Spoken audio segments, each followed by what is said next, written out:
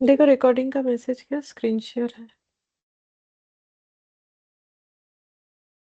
हाँ मैम। ठीक है। अच्छा देखो लास्ट क्लास वाला तो ये हम लोग का कंप्लीट हो गया है। उसमें काफी सारा एग्जाम्पल देखा मैंने, एक बार हम जस्ट बता देते थोड़ा, ठीक है। फिर उसके बाद हम लोग AS2 जो है वो स्टार्ट कर लेंगे। तो ये कुछ एग्जाम्पल्स आसान आसान है लेकिन बहुत सारा है, तो हम एक बार गो थ्रू करवा देते हैं। तो बोल रहा है कि देखो, during 2001 X Y enterprise has made lower amount of profit. तो बोल रहा है किसी एक साल में ये इस ईयर में इन्होंने, ये जो कंपनी है, इन्होंने कम प्रॉफिट कमाया है, ठीक है, हो ही सकता है। However to ensure that earning पर share do not decline significantly.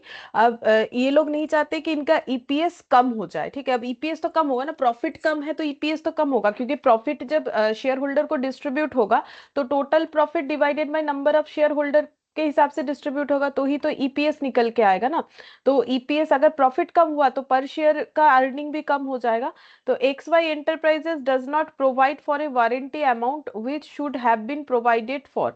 तो X Y enterprise does not provide for a warranty amount which should have been provided for. तो ये लोग बोल रहे हैं कि हम लोग वारंटी का जो अमाउंट है वो इस बार प्रोवाइड नहीं करेंगे। मतलब वारंटी के लिए इन्होंने प्रोविजन करना होता है, ठीक है। तो प्रोविजन करने से तो प्रॉफिट कम होगा, वैसे ही प्रॉफिट कम है। अगर वारंटी प्रोवाइड करेंगे तो फिर क्या होगा, नेट प्रॉफिट मेरा और भी कम दिखेगा, क्योंकि जितना हम एक्सपेंस प्रोविजंस बुक करेंगे मेरा प्रॉफिट कम होता दिखेगा। तो इनका कहना है कि अगर हम वारंटी को बुक कर लेते हैं तो उसमें मेरा प्रॉफिट और कम हो जाएगा, तो मेरा ईपीएस कम हो जाएगा। X Y is confident of higher amount of profit during later year. तो इनको ये इन मानना है कि आज प्रॉफिट कम कमाए बट कल हम लोग प्रॉफिट मतलब नेक्स्ट ईयर जरूर ज्यादा कमा लेंगे, and would like to take this provision to the latest stage. और ये प्रोविजन वारंटी के लिए जो प्रोविजन करना है वो हम लोग नहीं करेंगे, ठीक है। वारंटी का मतलब क्या है कि हम लोग कोई प्रोडक्ट बेचे होंगे, ठीक है, जिसके लिए हम लोगों ने कुछ वारंटी प्रोवाइड किया है कि ये वारंटी हम लोग देंगे इतने साल के अंदर, जो भी होगा टर्म्स कंडीशंस, तो उसके लिए प्रोविजन तो करना पड़ेगा ना, कि उस टर्म्स कंडीशंस के अंदर अगर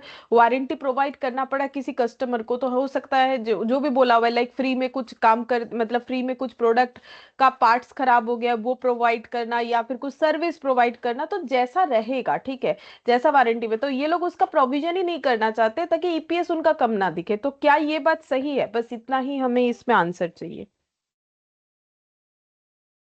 नो या मैम। नहीं, ऐसा कोई नहीं कर सकता है। अगर मुझे प्रोविजन क्रिएट करने का कंडीशन हो रहा है, तीन कंडीशन, कि पास्ट इवेंट के वजह से प्रेजेंट ऑब्लिगेशन, वो तो है, पास्ट इवेंट क्या है, कुछ बेचा होगा वारंटी वाला प्रोडक्ट या जो भी है, तो उसके वजह से, ठीक है। दूसरा है कि प्रोबाबल चांसेस है ना, क्योंकि देखो प्रोडक्ट तो खराब हो ही सकता है, तो चांस थोड़ी ना ऐसा है कि हो भी सकता है नहीं भी हो सकता है, बिल्कुल हो सकता है, हाई डिग्री ऑफ चांसेस है कि वारंटी का कवरेज देना पड़े, ठीक है। तो इसीलिए तो लोग वारंटी लेते हैं और वारंटी दिया जाता है, ठीक है। और दूसरा हो गया, एस्टिमेट भी कर पाएंगे, क्योंकि हम लोगों को तो पता है ना कि हम लोगों ने पर प्रोडक्ट पे किस तरीके का वारंटी दिया है। अगर वो वारंटी एग्जिस्ट कर जाता है तो हमारा कितना खर्चा आएगा कंपनी का, तो अमाउंट भी एस्टिमेट कर सकते हैं। तो प्रोविजन तो बनना चाहिए, वैसे भी बोल भी दिया है कि प्रोविजन ये लोग बनाते हैं, बट अभी नहीं बनाएंगे ताकि प्रॉफिट जो है वो कम ना दिखे, ईपीएस में कोई इंपैक्ट ना आए। तो बोल रहे this ensures consistent performance of the company through out the period with AS29 this anomaly stands removed, ठीक है। तो बोल रहा है कि ऐसा ये सब कंपनी करती है ना, इसीलिए AS29 लाया गया है। इस तरीके से करके कंपनी जो है अपना प्रॉफिट मतलब ईपीएस को मैनिपुलेट कर लेती है कि देखो भाई मेरा ईपीएस इतना ही है, खर्चा को नहीं दिखाती। इसीलिए रूल्स लाया गया है कि आपको प्रोविजन बनाना ही पड़ेगा अगर प्रोविजन के क्राइटेरिया में आप आते हो। तो वही बोला है कि इस तरीके का गलत चीजों को एलिमिनेट कर दिया गया है AS29 के हेल्प से, यही बोला है, ठीक है। फिर example two, during 2001 AB shop has made huge profit during a particular year. तो ये कंपनी ने इस साल में huge amount of profit earn किया है, ठीक है।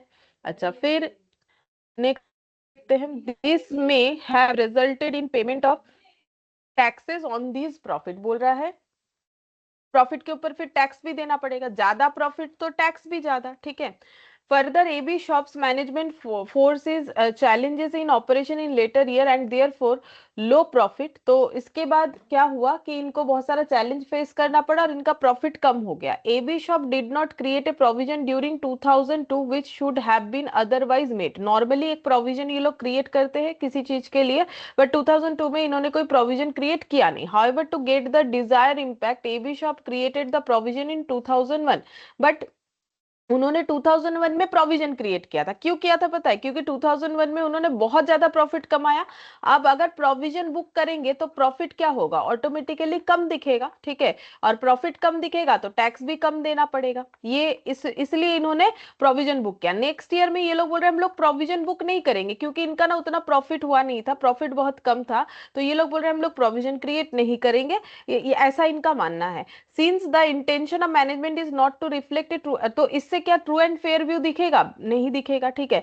तो क्या ये मानना सही है अकाउंटेंट का कि जब मेरा प्रॉफिट ज्यादा है टैक्स बचाने के लिए प्रोविजन दिखा देंगे, जब मेरा कुछ प्रॉब्लम आ रहा है, मेरा प्रॉफिट में इंपैक्ट आ रहा है, तो बिजनेस अच्छा खराब नहीं चल रहा है, अच्छा ही चल रहा है, ये दिखाने के लिए हम प्रोविजन क्रिएट नहीं करेंगे? क्योंकि यहाँ प्रोविजन क्रिएट करने का रीजन है टैक्स कम देना पड़ेगा, यहाँ नहीं कर रहे हो ताकि लोगों को दिखे कि प्रॉफिट अच्छा चल रहा है। क्या ऐसा मैनिपुलेट हम लोग कर सकते हैं?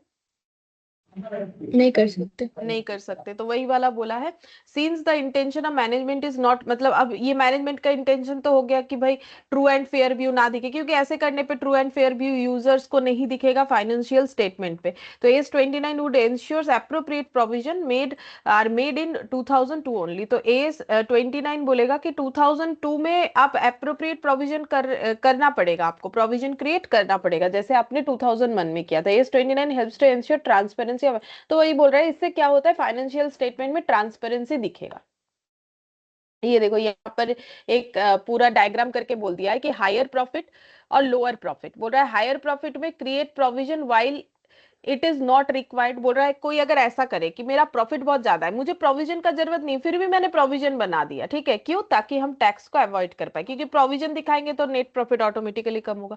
अब मेरा लोअर प्रॉफिट है, तो हम बोल रहे हैं कि do not create provision while it is required. अब जरूरत है बट हम लोग बोल रहे प्रोविजन क्रिएट नहीं करेंगे, क्यों? ताकि प्रॉफिट जो है वो ठीक ठाक दिखे, क्योंकि प्रोविजन करोगे तो और भी कम हो जाएगा, उससे ईपीएस में इंपैक्ट आएगा, ईपीएस में इंपैक्ट आएगा तो मार्केट में रेपुटेशन खराब होगा।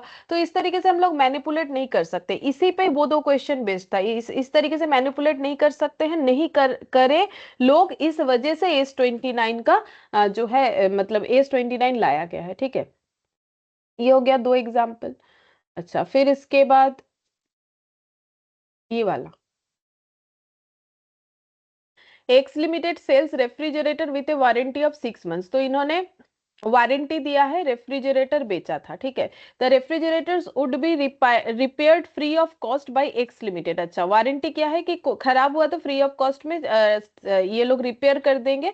If some problem arise during the next 6 months of the sale there is a present obligation for X limited, because if some defect arise X limited would need to incur expense on repair of the refrigerator.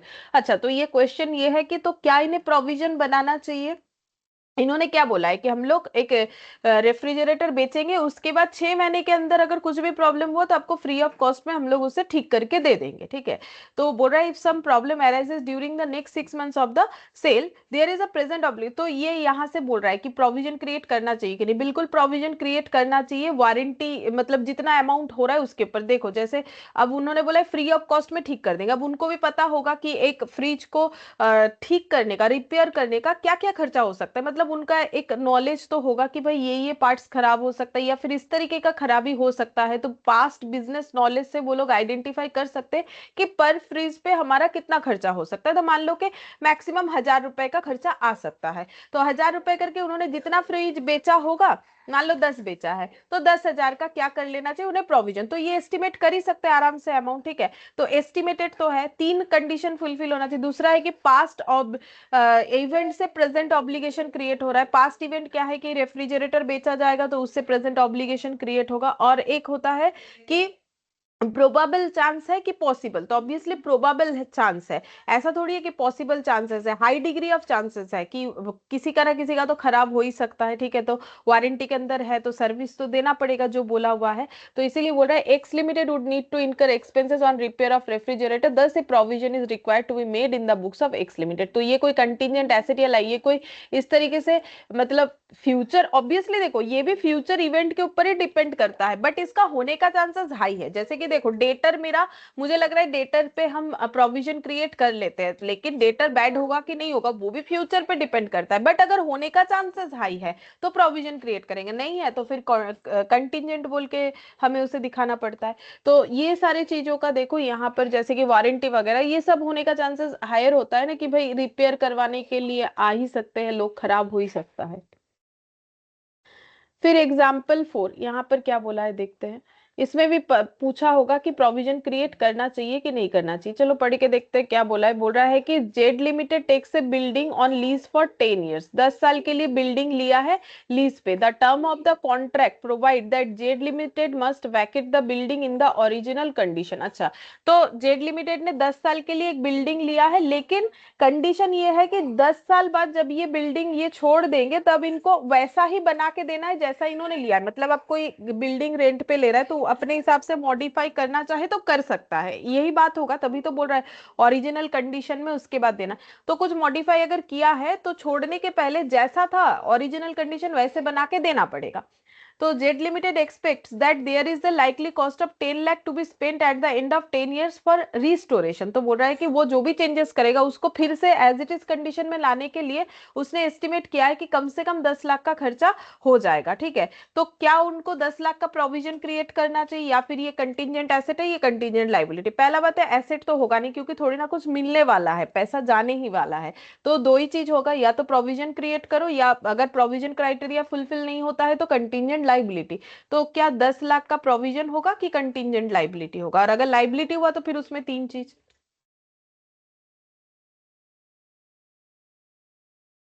तो बोलो provision होगा कि liability, मतलब ये होने का chances high है कि नहीं है? पास्ट ऑब्लिगेशन, पास्ट एक्टिविटी से प्रेजेंट ऑब्लिगेशन तो क्रिएट होगा ही, और एस्टिमेट भी कर लिया हम लोगों ने अमाउंट रिलायबली। अब बस इतना सोचना है, देखो मेन पॉइंट क्या है, इतना सोचना है कि डिग्री ऑफ चांसेस क्या है, मतलब पॉसिबल है कि प्रोबेबल है, बोलो।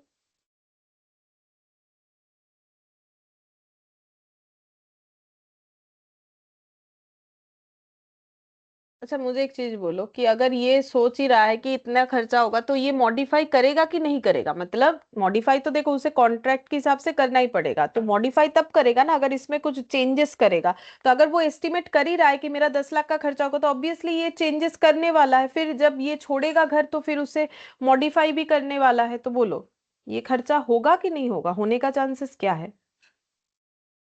हाई है। खर्चा तो होगा ही, अब 10 लाख से कम ज्यादा हो सकता है लेकिन खर्चा तो होगा ही, ठीक है। क्योंकि उसने अगर घर लिया है उसको चेंज करेगा तभी ना, उसे रिस्टोरेशन का बात आ रहा है, तो फिर इसका मतलब चांसेस तो हाई है, ठीक है। अब ये 10 लाख से कम ज्यादा हो सकता है, एस्टिमेटेड है ना, वो बात अलग है, लेकिन प्रोबेबल है, ये पॉसिबल थोड़ी ना है। पॉसिबल का मतलब चांसेस जब बहुत लो होगा, लेकिन लो कैसे होगा जब ये सोच ही रहा है, इस तरीके का कॉन्ट्रैक्ट हुआ है तो ऑब्वियसली वो कुछ चेंजेस करेगा बोल के ना इस तरीके का कॉन्ट्रैक्ट हुआ है। तो फिर क्या क्रिएट होना चाहिए? प्रोविजन, है ना। Good good morning morning ma'am. Abhijit. Good morning. तो प्रोविजन क्रिएट होना चाहिए, बोलो क्लियर है ये वाला पॉइंट? यहाँ यस पर मैम। वही बोला है, since there is a present obligation on X limited at the time of entering into the lease contract, क्योंकि जब कॉन्ट्रैक्ट में जा रहे हो तभी पता चल रहा है कि मेरा प्रेजेंट ऑब्लिगेशन क्रिएट होगा। Provision to the extent of present value of the amount should be created.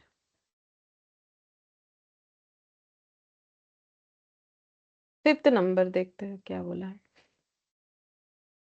बोल रहा है Kel limited sales laptop with replacement warranty of 1 year. तो इन्होंने वारंटी के साथ लैपटॉप बेचा है, और वारंटी क्या है, रिप्लेसमेंट कर देंगे 1 साल के अंदर अगर कुछ भी प्रॉब्लम हो। If something happens to the laptop within 1 year of the purchase, the company would replace the complete laptop.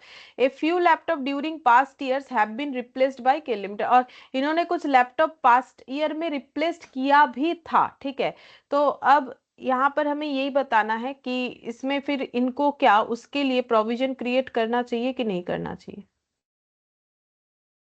अच्छा, और आगे पढ़ लेते क्या बोल रहा है। In the above situation Kel limited would incur some expenses to replace a laptop. अच्छा, कोई एक लैपटॉप को रिप्लेस करने के लिए उन्होंने कुछ खर्चा किया। If something goes wrong, there is an outflow of resources expected to settle obligation that arise by virtue of sale of laptop past event. हाँ, तो वही बताना है प्रोविजन क्रिएट होगा कि नहीं होगा। अगर इन्होंने इस तरीके का कोई कंसेप्ट के साथ लैपटॉप बेच दिया है तो क्या इन्हें प्रोविजन क्रिएट करना चाहिए वारंटी अमाउंट के साथ।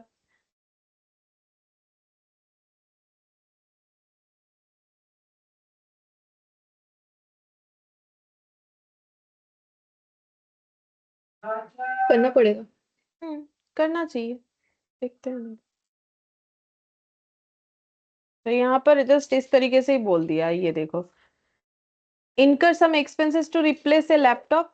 तो इनको क्या करना पड़ता है, लैपटॉप जब रिप्लेस होता है तो इनका खर्चा होता है ऑब्वियसली, ठीक है। इफ समथिंग गोज रॉन्ग, मतलब कुछ भी प्रॉब्लम हुआ, रिप्लेसमेंट आया, तो फिर इनको खर्चा करके वो रिप्लेसमेंट करना पड़ेगा। There is an outflow of resources expected to settle the obligation. तो आउटफ्लो होगा रिसोर्सेज का, ठीक है, ऑब्लिगेशन को सेटल करने के लिए, that arise by virtue of sale of laptop, ठीक है। तो वही यहाँ पर बात वही है कि इनको इसका मतलब प्रोविजन क्रिएट करना चाहिए।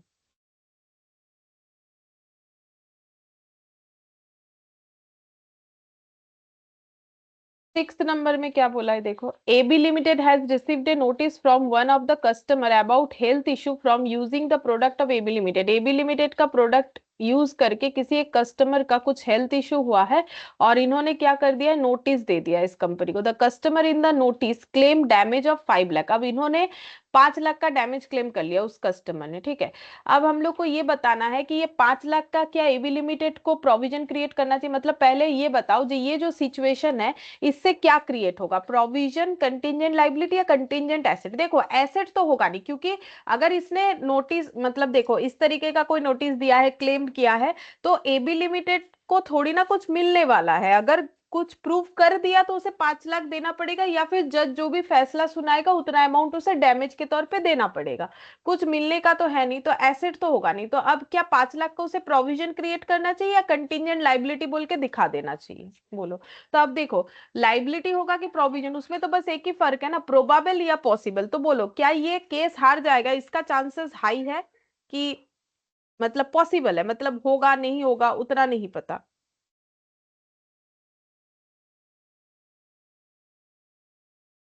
प्रोबेबल। चांसेस हाई है कि केस हार जाएगा।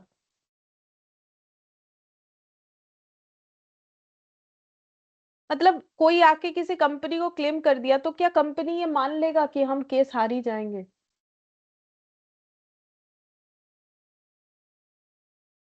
मतलब ये तो कोई पास्ट एक्सपीरियंस से नहीं बता पा रहे ना। जैसे देखो डेटर बैड डेप्ट होगा, वो तो बिजनेस में होता ही है, तो उसका तो प्रोविजन क्रिएट करना ही चाहिए। लेकिन अगर कोई अचानक से मेरे प्रोडक्ट पे क्लेम कर दिया तो क्या हम ये मान लेंगे कि डिग्री ऑफ चांसेस, तो इसका मतलब तो ये हो गया ना कि मैंने खराब चीज ही बेचा, यही हम मान रहे हैं। लेकिन ऐसा तो कुछ बोला नहीं है यहाँ पर। नॉर्मल सोच के देखो कि मेरे ऊपर किसी ने, मैंने कोई प्रोडक्ट बेचा, मेरे ऊपर आके किसी ने क्लेम कर दिया कि भाई ये प्रोडक्ट आपने बेचा जिसको यूज करके मेरा हेल्थ इशू, तो क्या हम मान लेंगे। नहीं माने। नहीं मानेंगे ना, कैसे मान लेंगे, ऐसे थोड़ी मान लेंगे। तो हम लोग भी तो कुछ ना कुछ उसके अगेंस्ट में करेंगे। उसने नोटिस भेजा है तो हम लोग भी तो कुछ केस सू कर सकते हैं, कुछ भी कर सकते हैं। तो क्या हम लोग ये मान ले कि हमारा हाई डिग्री ऑफ चांसेस है कि हमें 5 लाख देना ही पड़ेगा, क्या ऐसा मानेंगे हम लोग, बोलो। नहीं। नहीं मानेंगे ना। तो देखो क्या बोल रहा है, the condition of past event that is sale of goods resulting in damage, हाँ डैमेज हुआ है इनका कहना है कस्टमर का, and reliable estimate 5 lakh have been made, however whether an outflow of resources will be probable और not can not be confirmed. देखो high degree of chances है कि नहीं वो तो हम लोग कंफर्म नहीं कर पा रहे, सिंस द कस्टमर मे और may not win the case, जब तक वो कस्टमर केस नहीं जीत जाए तब तक तो ये चीज का फैसला बोलना मुश्किल है ना कि ये 5 लाख हमें देना पड़ेगा कि नहीं। This would be clearly only when the decision will taken by the court, hence the above situation no provision for damages will be made, however a disclosure of the case filed in is required to be made. तो हमें कोई provision create करने का जरूरत नहीं है, हम लोग क्या करेंगे, हम लोग इसे डिस्क्लोजर में दिखा सकते हैं, ठीक है। ये देखो यहाँ पर, ये देखो आउटफ्लो ऑफ इकोनॉमिक बेनिफिट, अगर हम लोगों का रीजनेबली पॉसिबल है तो हम लोग उसे क्या करेंगे, रिकॉग्नाइज नहीं करेंगे, डिस्क्लोज कर देंगे, फुट नोट में दिखा देंगे, ठीक है। तो अगर रिमोट है तो इग्नोर कर देंगे, इन्होंने यहाँ पर रिमोट नहीं माना है, बोल रहा है कि अगर हम लोग चाहे तो इसे डिस्क्लोज कर सकते हैं फुट नोट में, मतलब हम लोग रीजनेबली पॉसिबल मतलब 50-50% चांस मान रहे हैं, बट हम लोग ऐसा कभी नहीं मान सकते हैं। देखो कोई कंपनी ऐसा नहीं मानेगा कि हाँ इसका मतलब मुझे 5 लाख देना ही पड़ेगा, ठीक है। वो कुछ तो कोशिश करेगा अपने आप को सही प्रूव करने के लिए, वो सही हो तो भी करेगा, अगर नहीं है तो भी करेगा, सही है प्रूव करने के लिए, तो क्यों मानेगा, ठीक है। और जो चीज पे प्रोविजन क्रिएट होता है वो देखो एक पास्ट एक्सपीरियंस से होता है कि हाँ मैंने वारंटी दिया है तो ऑब्वियसली किसी ना किसी का तो खराब होगा ही प्रोडक्ट, तो वो आएगा, मुझे मैंने जो भी वारंटी दिया है मुझे उसका कवरेज देना पड़ेगा, मैंने क्रेडिट सेल किया है तो लॉस तो होगा ही, ठीक है। बैड डिप्ट तो होगा ही, ऐसा थोड़ी है कि क्रेडिट सेल किया और बैड डिप्ट ही नहीं हुआ, ऐसा तो नहीं होता है ना। तो वो चीज, तो अब ये सब देखो कभी कभार होता है, जैसे कि कोई कस्टमर ने कोई केस कर दिया, कोई दूसरा कोई केस चल रहा है, तो ये सब पे कंटिजेंसी आ जाता है कि हम लोग जीतेंगे कि हारेंगे। लेकिन मेरा डेटर बैड होगा कि नहीं होगा ये मेरे लिए कभी कंटिजेंसी नहीं है, क्योंकि डेटर है तो बैड होगा, कोई ना कोई तो होगा, 100% डेटर मेरा गुड है ऐसा नहीं होता है ना, इसी हिसाब से। अच्छा अब यहाँ पर एग्जाम्पल 7 बोल रहा है customer of XYZ has filed A case against them for providing them wrong product and not returning the same. तो बोल रहा है XYZ का एक कस्टमर है, ठीक है, उसने एक केस फाइल किया है, ठीक है। बोल रहा है कि उन्होंने गलत चीज बेच दिया है और वापस भी नहीं ले रहा है। XYZ has taken legal advice from their lawyer who believes it is not probable, देखो बोल दिया है, yet that resources may be required to settle the same। इसका मतलब क्या है, XYZ का लॉयर क्या बोल रहा है, XYZ केस हारेगा कि जीतेगा, इसका मतलब क्या है, केस हारेगा कि जीतेगा। देखो हारने से पैसा देना पड़ेगा, केस किया है तो वो डैमेज क्लेम कर रहा है ना। तो इस इंग्लिश का मतलब क्या हुआ, it is not probable yet that resources may be required to settle the same. मतलब क्या है, केस XYZ के फेवर में है कि नॉट फेवरेबल है।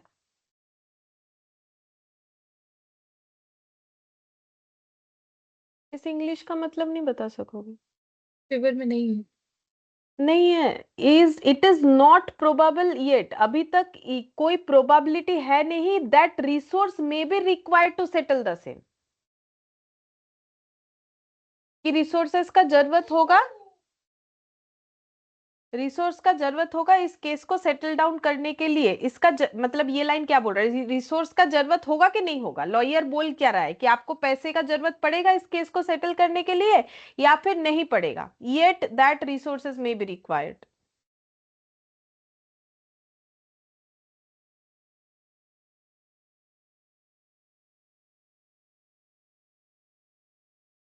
बोलो।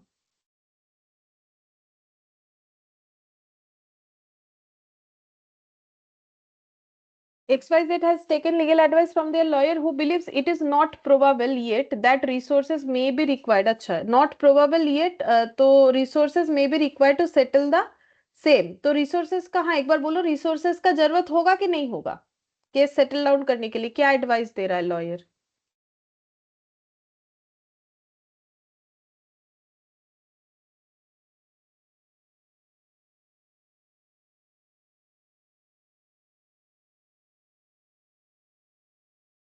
नॉट प्रोबेबल का मतलब क्या है, चांसेस, हो भी सकता नहीं भी हो सकता। हाँ नॉट प्रोबेबल ना, तो मतलब प्रोबेबिलिटी नहीं है कि रिसोर्स का जरूरत पड़ेगा सेटल डाउन करने के लिए। लेकिन ये तो बोल दिया, तो फिर बोलो प्रोविजन क्रिएट होना चाहिए कि नहीं। पहला बात है कि इस तरीके का केस जो होता है उसमें क्या प्रोविजन क्रिएट होगा? नॉट प्रोबेबल तो बोल ही दिया है, तो प्रोबेबल नहीं होने से तो प्रोविजन क्रिएट होगा ही नहीं, पहला बात है। प्रोबेबल होता है तो ही प्रोविजन क्रिएट होता है। तो क्या ऐसा, देखो कब कौन कस्टमर आके क्या कर रहा है, तो क्या इसका कोई पास्ट एक्सपीरियंस हमारे पास हमेशा होता है? मतलब मुझे एक चीज बोलो, क्या हम मान ले कि हाँ मैंने डैमेज प्रोडक्ट, गलत प्रोडक्ट दिया, मैंने रिटर्न नहीं लिया है और मेरे ऊपर केस हो गया, तो हम वही तो सेम बात हो गई ना। तो ये सब का थोड़ी ना कोई बहुत पास्ट एक्सपीरियंस होगा कि इसका प्रोविजन क्रिएट करके रखे। मतलब कोई कंपनी पहले से ये सोच के रख सकता है कि कोई कस्टमर मेरे ऊपर इस तरीके का केस सू करेगा तो हम उसके लिए प्रोविजन क्रिएट कर लेते हैं।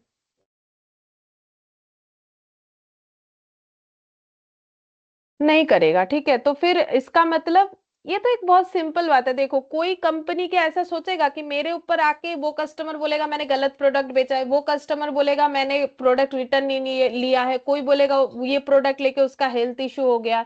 तो क्या ये सब बातों के लिए कंपनी प्रोविजन क्रिएट करेगी? बिल्कुल नहीं। जब केस इशू होता है इस तरीके का तो कंपनी उसका चांसेस देख के उसे फिर कंटिजेंट लाइबिलिटी के तौर पे दिखाएगी, ठीक है।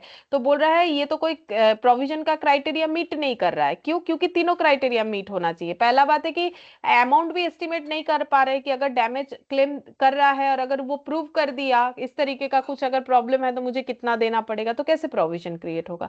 It will be treated as contingent liability. तो हम लोग इसे क्या ट्रीट करेंगे? Contingent liability. अगर मुझे पैसा देना पड़ा तो देना पड़ेगा और इसको हम लोग डिस्क्लोज कर देंगे, मतलब एग्जाम्पल 6 की तरह है। ये देखो यहाँ पर पूरा ट्री दिया हुआ है। अगर present obligation as a result of an obligation obligating event, ठीक है, तो प्रोबेबल आउटफ्लो अगर दिख रहा है कि हाँ मेरा आउटफ्लो प्रोबेबल है, ठीक है, तो दो तरीके का आउटफ्लो हो सकता है कि मेरा जो इकोनॉमिक आउटफ्लो होगा या तो वो पॉसिबल होगा या तो फिर वो प्रोबेबल होगा, ठीक है। तो अगर प्रोबेबल आउटफ्लो है और रिलायबली एस्टिमेट कर पा रहे हैं तो मुझे प्रोविजन क्रिएट करना चाहिए। यही तो बस कंसेप्ट है, और है ही क्या। ये देखो प्रोविजन प्रोवाइड कर देना चाहिए, ठीक है। और अगर मेरा पॉसिबल ऑब्लिगेशन है और उसका चांसेस जो है, उसका चांसेस जो है, देखो इस तरीके से ट्री बनाया है। अगर मेरा पॉसिबल ऑब्लिगेशन है, present obligation as a result of an obligating event, फिर बोल रहा है कि अगर मेरा पॉसिबल ऑब्लिगेशन है और उसका चांसेस अगर रिमोट है तो डिस्क्लोज करना पड़ेगा कंटिजेंट लाइबिलिटी के तौर पे, ठीक है। अगर रिलायबली एस्टिमेट नहीं कर पाते हैं तो भी डिस्क्लोज करना पड़ेगा। अच्छा, इस तरीके से एरो का यूज हुआ है। ये देखो ये पूरा चार्ट बना दिया है यहाँ पर, present obligation as a result of an obligating event. फिर बोल रहा है अगर हाँ है ये बात कि प्रेजेंट ऑब्लिगेशन क्रिएट हो रहा है पास्ट इवेंट से, ठीक है, अगर हाँ है तो क्या आउटफ्लो का चांसेस हाई है? अगर हाई है तो क्या रिलायबली एस्टिमेट कर पा रहे हैं? अगर कर पा रहे हैं तो प्रोविजन क्रिएट करेंगे। फिर ऐसे पढ़ना है कि अगर मेरा प्रेजेंट ऑब्लिगेशन जो है उससे आउटफ्लो प्रोबेबल नहीं है, ठीक है, आउटफ्लो प्रोबेबल नहीं है, चांसेस अगर रिमोट है, ठीक है, तो कुछ नहीं करना पड़ेगा, ठीक है। और अगर प्रोबेबल आउटफ्लो है और हम लोग एस्टिमेट भी कर पा रहे हैं, मतलब प्रोबेबल आउटफ्लो है हाँ, बट हम लोग एस्टिमेट नहीं कर पा रहे, रिलायबल एस्टिमेट नो, तो फिर सिर्फ डिस्क्लोज करना है एज ए कंटिजेंट लाइबिलिटी, ठीक है। फिर प्रोबेबल आउटफ्लो है नहीं, चांसेस ये देखो, प्रेजेंट ऑब्लिगेशन हाँ उससे आउटफ्लो प्रोबेबल है, फिर बोल रहा है कि चांसेस क्या है, रिमोट है, तो फिर डिस्क्लोज करना है एज ए कंटिजेंट लाइबिलिटी। और इस तरीके से अगर देखें प्रेजेंट ऑब्लिगेशंस जो है पास्ट इवेंट से, ठीक है, उसमें ऑब्लिगेशंस कैसा है, पॉसिबल ऑब्लिगेशन है। पॉसिबल मतलब होगा कि नहीं होगा वो हमें नहीं पता, चांसेस लो है, ठीक है, तो फिर कुछ नहीं करना पड़ेगा क्योंकि वो रिमोट के अंडर आता है, ठीक है। यही तो हम लोगों ने लास्ट क्लास में पढ़ा है।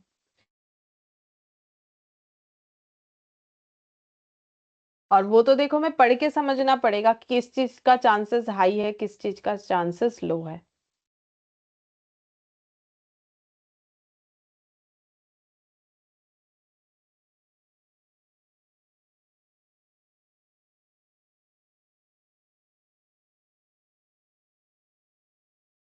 बस हो गया, इसमें और कुछ है नहीं, तो चलो AS2 ये स्टार्ट कर लेते हैं।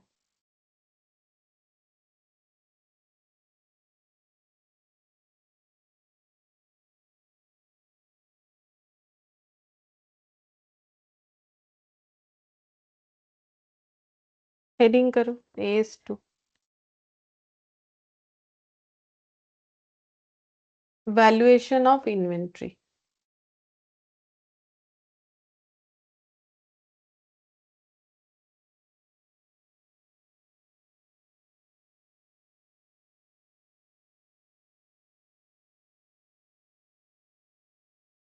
वैल्यूएशन ऑफ इन्वेंट्री, ठीक है। अच्छा, इसमें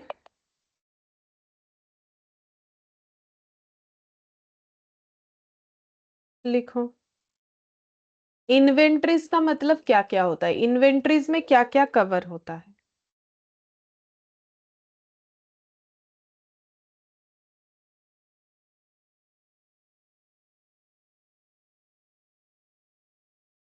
इन्वेंट्रीज में कवर होता है raw material,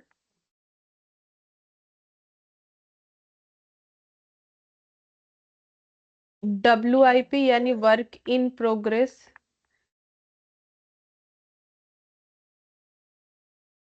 finished goods,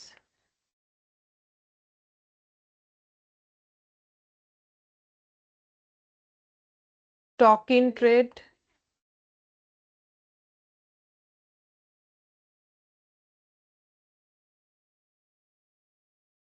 loose tools, stores, spares, ठीक है। तो ये सभी चीज को इन्वेंट्री बोला गया है AS2 में। तो रॉ मटेरियल का मतलब, रॉ मटेरियल का यूज किस बात के लिए होता है, रॉ मटेरियल का यूज होता है हेल्ड फॉर कंजम्पशन, ठीक है। हेल्ड फॉर कंजम्पशन मतलब जो मैन्युफैक्चरर होते हैं, ठीक है, जो मैन्युफैक्चरर होते हैं वो रॉ मटेरियल का यूज करते हैं। तो रॉ मटेरियल का यूज क्यों होता है, फिनिश्ड गुड्स बनाने के लिए। तो raw material held for consumption होता है। WIP वर्क इन प्रोग्रेस का मतलब होता है semi finished goods.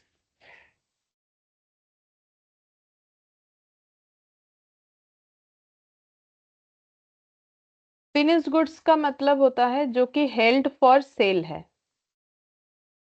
Held for sale है। और स्टॉक इन ट्रेड भी हेल्ड फॉर सेल होता है। अच्छा, अब लेकिन इसमें दो तरीके का जो है बिजनेस एंटिटीज आ जाएगा। रॉ मटेरियल, WIP और फिनिश गुड्स, ठीक है, इन सब चीजों को लेके जो काम करते हैं वो हो जाएंगे मैन्युफैक्चरर, ठीक है।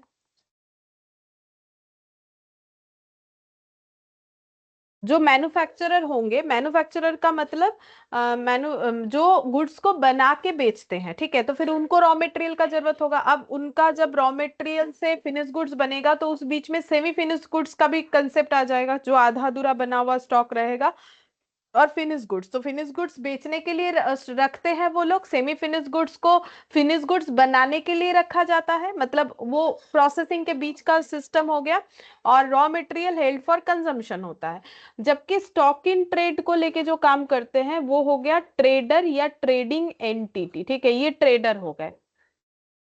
ये क्या करते हैं, कोई भी स्टॉक जो इनको बेचना होता है, जिस भी चीज का ये लोग बिजनेस करते हैं वो किसी और से परचेस करते हैं, फिर उसमें प्रॉफिट ऐड ऑन करके बेच देते हैं। तो इनको स्टॉक इन ट्रेड का मतलब हेल्ड फॉर सेल होता है, ठीक है। अब ये loose tools, stores and spares, इसका मतलब क्या है, इसका मतलब और कुछ नहीं लिख रहे, लूज टूल्स यहाँ पर दिखाते हैं। Loose tool stores and spares का मतलब देखो, लूज टूल्स का मतलब होता है ऐसे चीज जो कि कुछ मशीनरी पार्ट्स वगैरह को ठीक करने के लिए यूज किया जाता है, जैसे मान लो स्क्रू ड्राइवर, ठीक है, नट बोल्ट टाइट करने के लिए रेंच वगैरह का जो यूज होता है, ठीक है। ये सब छोटे मोटे चीजों को बोला जाता है loose tools. Loose tools, stores and spares बोला जाता है।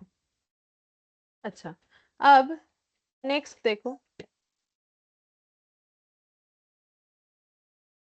ये एस किस पे एप्लीकेबल नहीं होता है, नेक्स्ट लिखेंगे।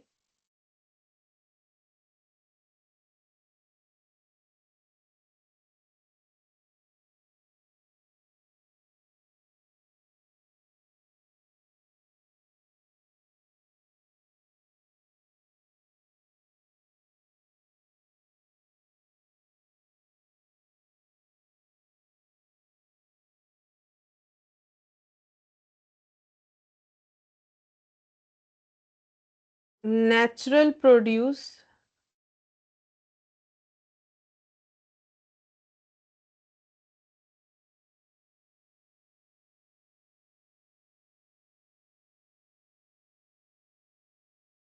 Forest etcetera.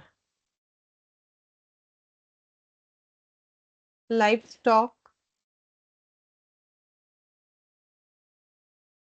कोल, iron mines etcetera.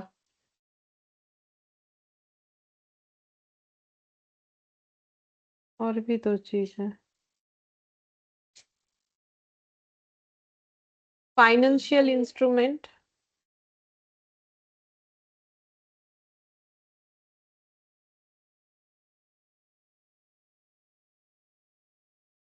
Like share, debenture,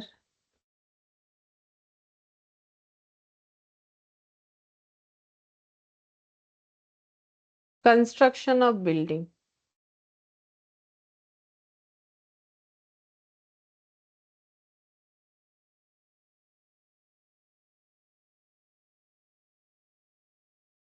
ठीक है, तो देखो ये एज जो है ये कौन कौन से स्टॉक होने के बाद भी उस पर एप्लीकेबल नहीं होता, ऐसा चीज जो स्टॉक है बट उस पर एप्लीकेबल नहीं होगा, जैसे कि बोला है natural produce like forest etcetera.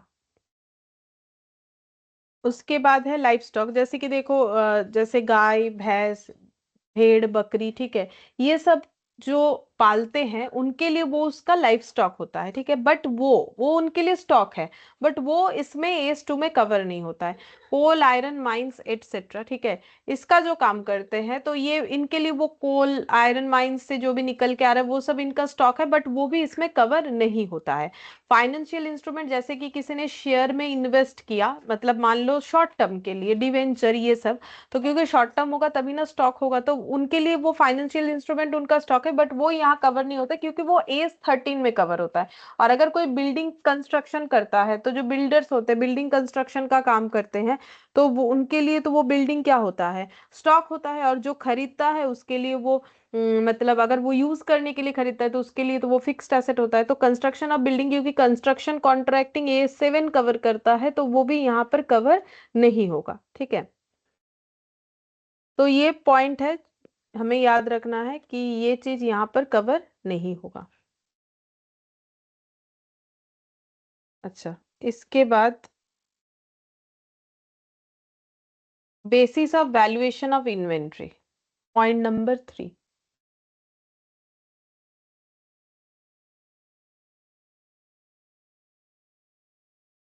Basis of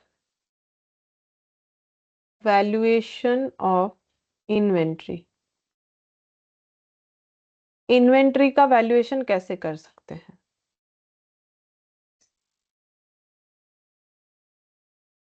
cost और नेट रियलाइजेबल वैल्यू,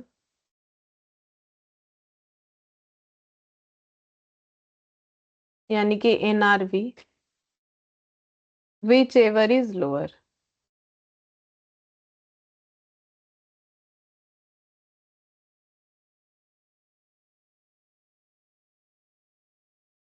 और इसके नीचे एक पॉइंट लिखना है, on individual basis.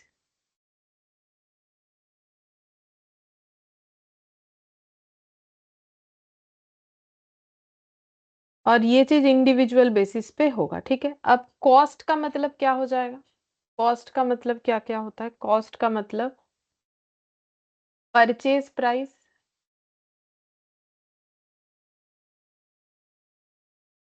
Plus cost of conversion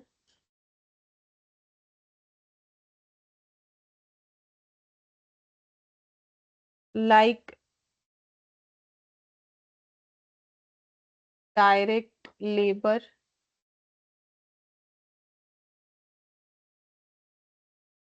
overhead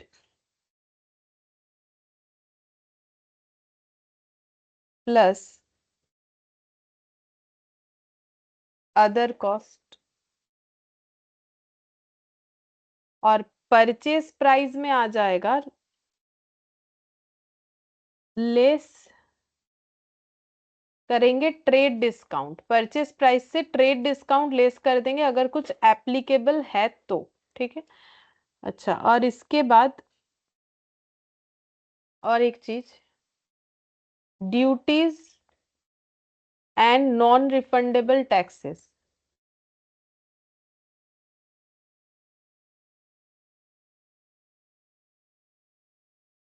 if taxes are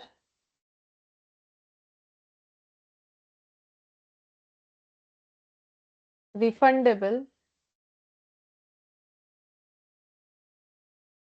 they will not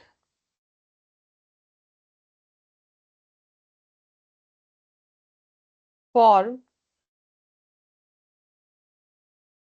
part of inventory। ठीक है, तो यहाँ पर ये जो लिखा है ना कि वैल्यूएशन कैसे करना है, कॉस्ट और NRV whichever is lower, but cost किसको बोलेंगे, तो कॉस्ट का मतलब जो भी चीज हम लोग परचेस कर रहे हैं उसका परचेस प्राइस, और उसमें हम लोग ट्रेड डिस्काउंट अगर कुछ है तो लेस कर देंगे। और अगर किसी तरीके का ड्यूटीज और नॉन रिफंडेबल टैक्सेस है तो उसका ट्रीटमेंट क्या होगा, इफ टैक्सेस आर रिफंडेबल तो फिर वो ऐड नहीं होगा, इन्वेंट्री का पार्ट नहीं होगा। अगर याद है कि कॉस्टिंग में हम लोगों ने ऐसा क्वेश्चन किया था जब हम लोग मटेरियल कॉस्टिंग पढ़ रहे थे, कि उसमें भी हम लोगों ने देखा था कि नॉन रिफंडेबल होता है तो ही ऐड होगा, क्योंकि वो मुझे पे ऑफ करना, अगर रिफंडेबल है तो मुझे 10 रुपया मुझे रिफंड ही हो जाएगा, तो हम उसको ऐड करके करेगा, एक बार ऐड एक बार लेस, तो उसे हम लोग फिर पार्ट ऑफ कॉस्ट नहीं करते हैं। ठीक है, अगर नॉन रिफंडेबल है वो तो लगेगा, और ट्रेड डिस्काउंट कुछ एप्लीकेबल होगा तो उसका एप्लीकेशन करेंगे जैसे करना चाहिए, लेस कर देंगे। अच्छा, अब अगर हम लोग मैन्युफैक्चरर है तो फिर हमारा कन्वर्जन कॉस्ट लगेगा, कन्वर्जन कॉस्ट का मतलब रॉ मटेरियल को, अब परचेस उसका मतलब तब रॉ मटेरियल होगा। और अगर हम लोग ट्रेडर है तो हमारा सिर्फ परचेस प्राइस ही लगेगा और अदर कॉस्ट लग सकता है। ठीक है। अब इसमें देखो, जैसे कॉस्ट ऑफ कन्वर्जन अगर मैन्युफैक्चरर है तो उसमें कॉस्ट ऑफ कन्वर्जन के नाम पे क्या क्या आ जाएगा, लेबर का खर्चा, ये ओवरहेड, ओवरहेड मतलब बाकी सारे खर्चे, मेटेरियल और लेबर के अलावा बाकी जो भी खर्चा होता है उसे ओवरहेड का खर्चा बोला जाता है। ठीक है, तो वो लग जाएगा। और अदर कॉस्ट जैसे कि मान लो कुछ कैरेज इनवर्ड वगैरह, ठीक है, ये सब। अब एनआरवी, फिर इसका मतलब एनआरवी क्या होगा, क्योंकि दोनों में तो कंपैरिजन करना पड़ेगा, तो एनआरवी का मतलब क्या है, एनआरवी का मतलब हो जाएगा एस्टिमेटेड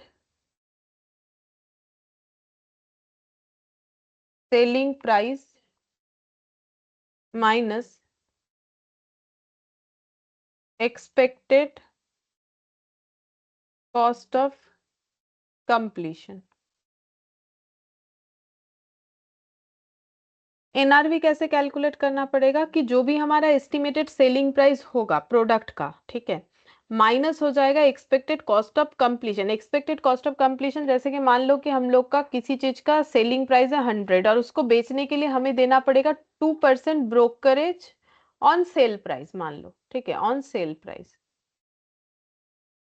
तो ये लेस कर देना पड़ेगा ना, मतलब मैंने प्रोडक्ट को 100 रुपए में बेच दिया बट मुझे 2% ब्रोकरेज यानी 2 रुपए ब्रोकरेज देना पड़ेगा। मैंने मान लो ब्रोकर के थ्रू से बिकवाया, तो मेरे पॉकेट में तो 98 ही आया, तो वो मेरा रियलाइजेबल वैल्यू हो गया नेट वाला। ठीक है, तो वैसे ही होगा 100 - 2 यानी 90। ठीक है, तो एक्सपेक्टेड कॉस्ट ऑफ कंप्लीशन मतलब बिकवाने को कंप्लीट करने के लिए अगर हमें, मतलब सेल करवाने का अगर कोई खर्चा हो रहा है, ठीक है, जैसे ब्रोकरेज हो गया या फिर कुछ भी, ठीक है, तो वो हमारे एक्सपेक्टेड सेलिंग प्राइस से लेस होना चाहिए। अच्छा, अब हम लोग एक एग्जांपल से देखते हैं इसका application. Find value of inventory.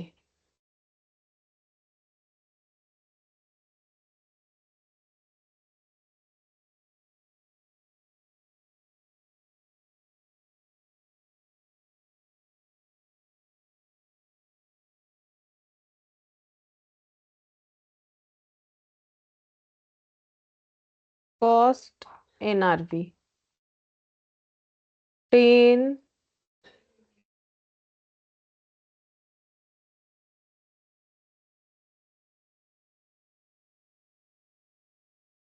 5 और ये हो जाएगा 8, 10, 14, 12, 35। तो टोटल कितना हो जाएगा? 10, 10, 10, 10, 20, 30, 40, 50, और यहाँ पर हो गया 67।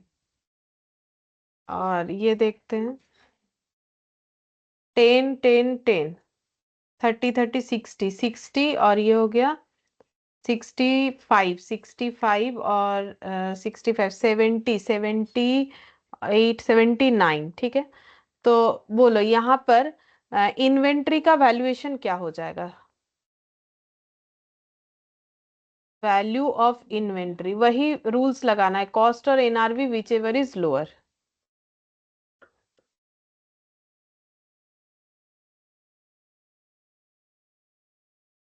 बोलो कितना होगा?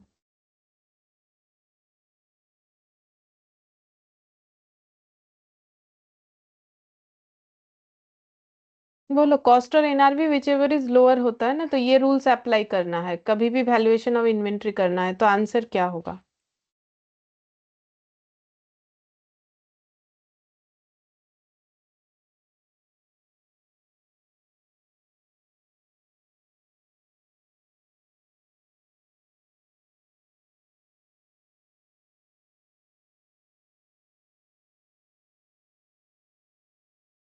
बोलो, कॉस्ट और NRV whichever is lower, answer क्या होगा?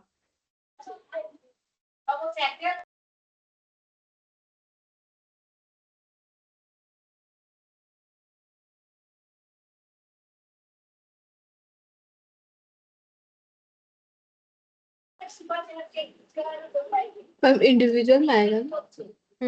इंडिविजुअली होगा। अगर हम लोग बोल देते हैं कि आंसर 67 होगा, क्योंकि कॉस्ट और NRV whichever is lower 67 हो रहा है, तो ये गलत हो जाएगा। क्यों? क्योंकि यहाँ पर लिखा हुआ है on individual basis, individual basis पे निकालना होता है।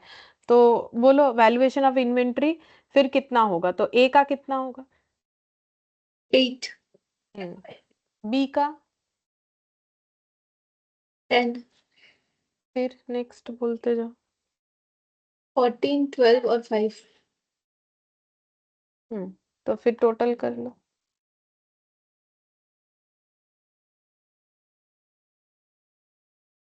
टोटल देखो कितना है।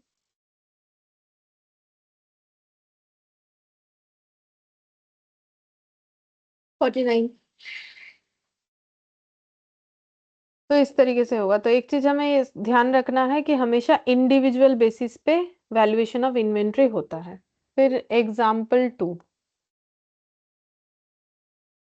Find valuation of inventory.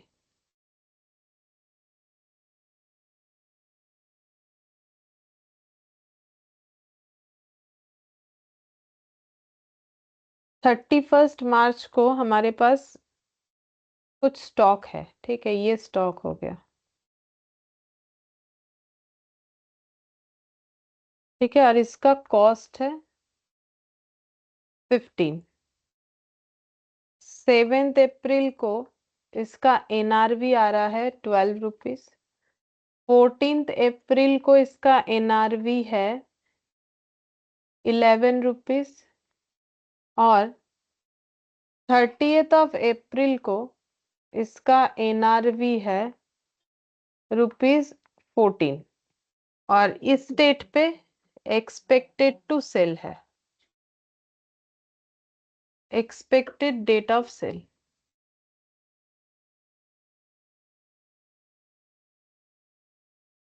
ठीक है, तो अब हम लोग को बताना है कि इस इन्वेंट्री का, ये इन्वेंट्री है, इसका वैल्यूएशन क्या होगा। तो वैल्यूएशन उसी तरीके से होगा, कॉस्ट और NRV whichever is lower. तो इसका अगर सोल्यूशन करें, तो कॉस्ट और NRV whichever is lower, यही रूल से होगा, क्योंकि मैंने अभी कुछ दूसरा रूल्स बोला भी नहीं। यही मेन होता है, यही वाला। तो जिसमें से कॉस्ट हमें पता है कितना, रुपीज 15। बट एनआरवी कौन सा ले, तो एनआरवी कितना होगा और कौन सा लेना चाहिए, क्योंकि 3 एनआरवी है।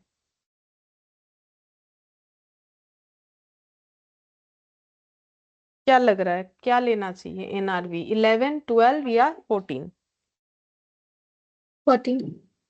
हाँ, क्योंकि जो एक्सपेक्टेड डेट है सेल का कि इस दिन बिकेगा, तो वही वाला एनआरवी मुझे लेना है। इसके पहले कितना भी एनआरवी हो उससे क्या फर्क पड़ता है कि एनआरवी कितने सारे, वो तो होते ही है कि अगर इस सिचुएशन में बिका तो ये है सेल प्राइस, ये है सेल प्राइस, बट कब बिकेगा वो मेन है।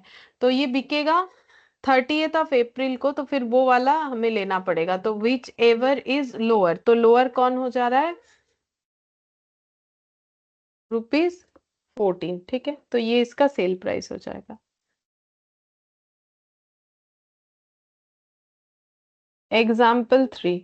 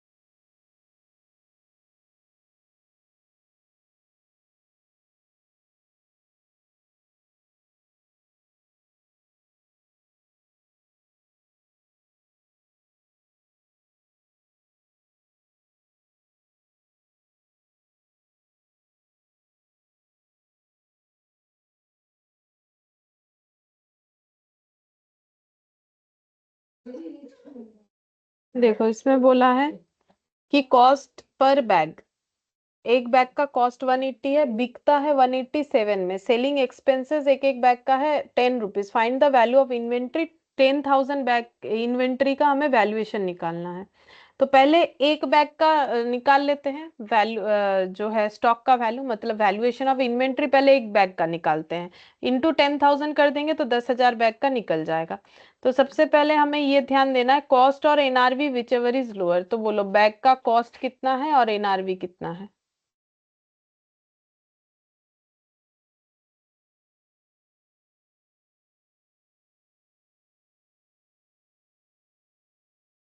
सब तो दिया हुआ है क्वेश्चन में, कॉस्ट कितना है बैग का और एनआरवी कितनी है।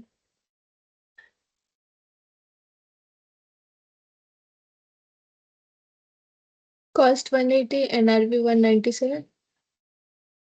ऐड हो जाएगा, सेलिंग एक्सपेंसेस करेंगे तो मुझे एक चीज बोलो कॉमन सेंस से, कि मेरा एक बैग 187 का बिकता है, ठीक है, और बैग को बिकवाने में मेरा ₹10 का खर्चा होता है, तो मुझे बैग बेच के कितना मिलता होगा। ओ, ऐड वन क्यों होगा, सेवेंटी सेवन सब ऐड क्यों होगा, इसीलिए तो फॉर्मूला क्या बनाया गया है, estimated selling price minus estimated cost of completion. तो माइनस क्यों हो रहा है, क्योंकि मेरे पॉकेट में तो उतना पैसा कम आएगा ना जितना मेरा बिकवाने में चला जाएगा। तो फिर 187 और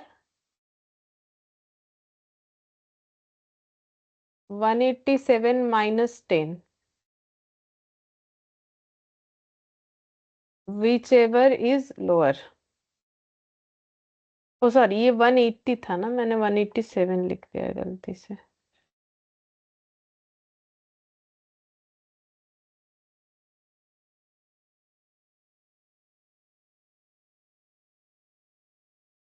₹77 होगा,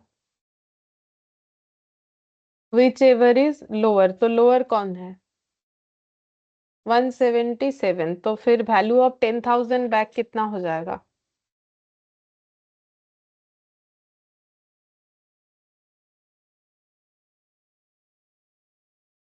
बोलो एक बैग का अगर 177 तो 10,000 का कितना होगा। ये हम क्या सीखा। इंटू हो जाएगा। इंटू हो जाएगा, 17 लाख 70,000। अच्छा,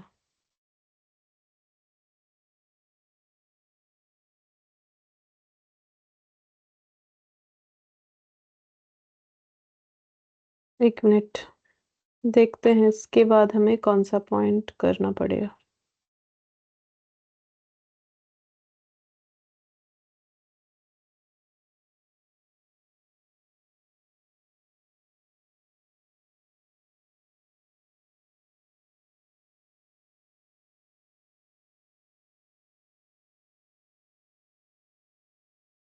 ठीक है, इसके बाद हम लोग फोर्थ नंबर पॉइंट करते हैं, मतलब और एग्जाम्पल नहीं, ये यहाँ पर लास्ट हम लोगों ने पॉइंट नंबर 3 लिखा था, इसके बाद लिखना है पॉइंट नंबर 4।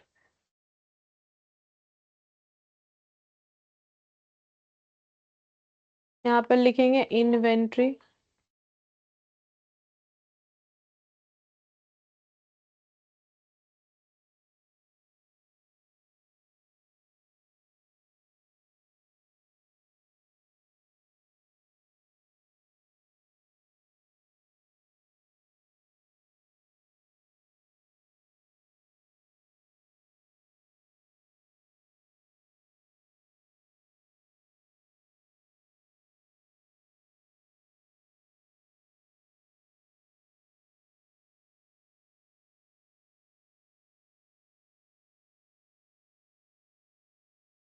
इसमें से एरो लगा के लिखना है कॉस्ट और NRV whichever is lower.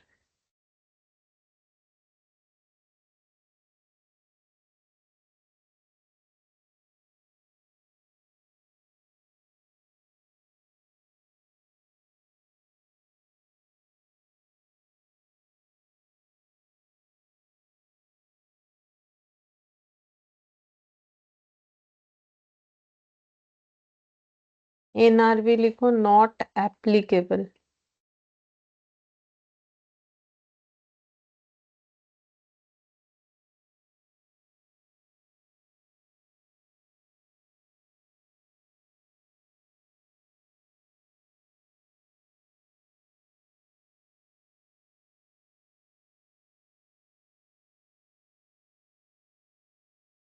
whenever finished goods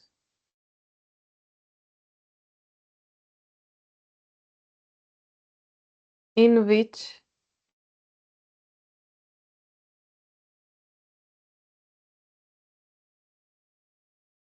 such raw material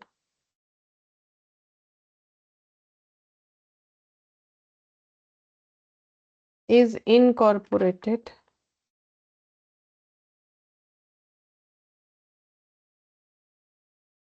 is expected to be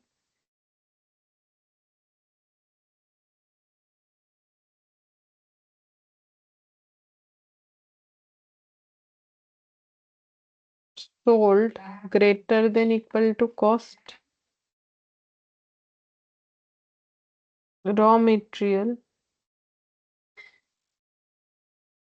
is valued at cost.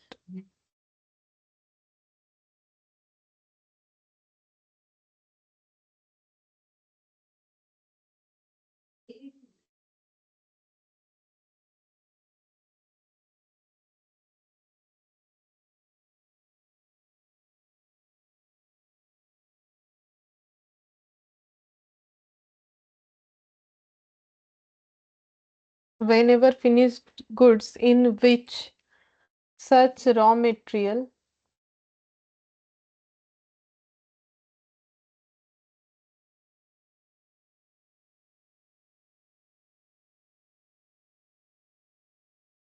is incorporated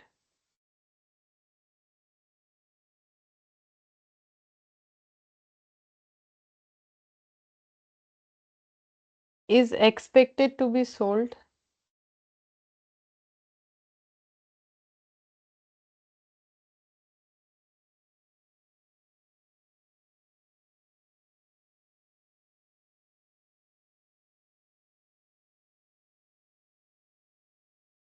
less than cost.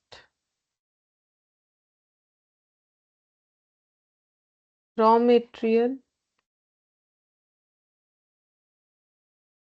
is valued at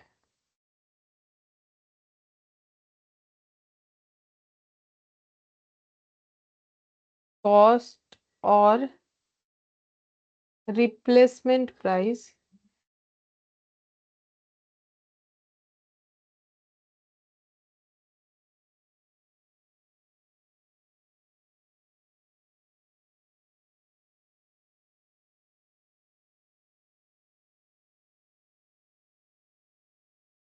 which ever is lower.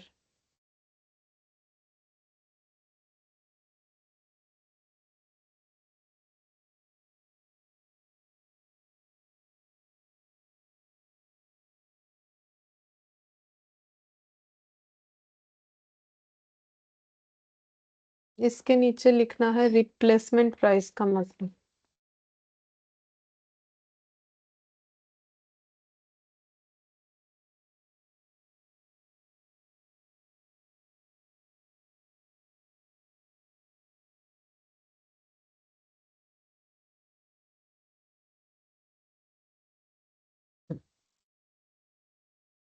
Similar raw material.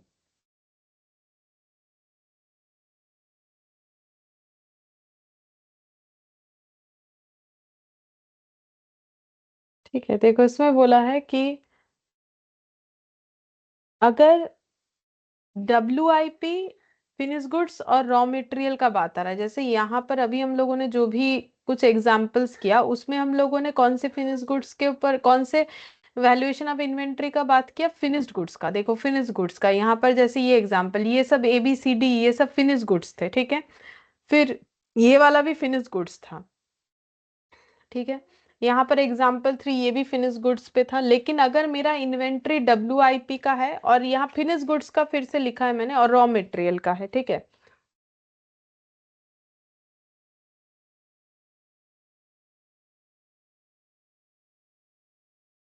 तो देखो अगर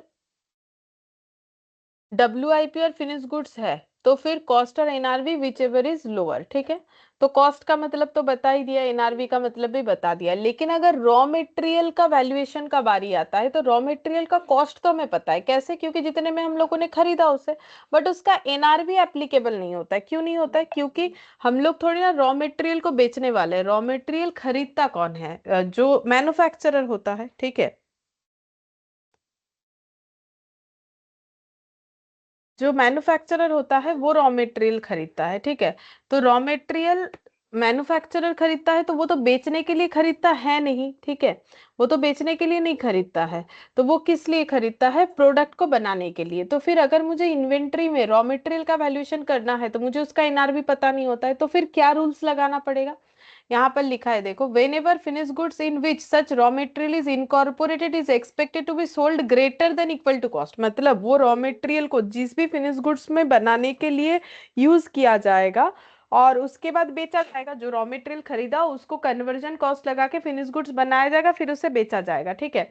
तो अगर जो है इन finish goods जिसमें ये raw material incorporated है उसका सेलिंग प्राइस अगर कॉस्ट से ज्यादा है तो रॉ मटेरियल को कॉस्ट पे वैल्यू किया जाएगा, ठीक है। और अगर फिनिश गुड्स जो यहाँ पर बोल रहा है in which such raw material is incorporated is expected to be sold less than cost, मतलब सेलिंग प्राइस अगर कॉस्ट से कम है तो raw material is valued at cost और replacement price whichever is lower, ठीक है।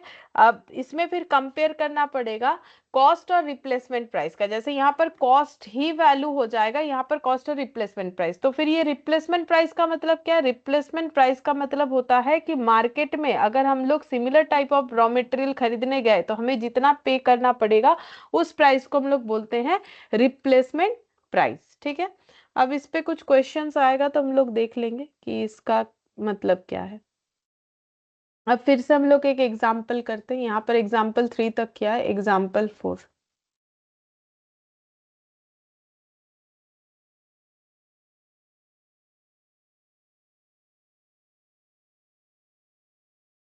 A Limited has 1000 units of pen as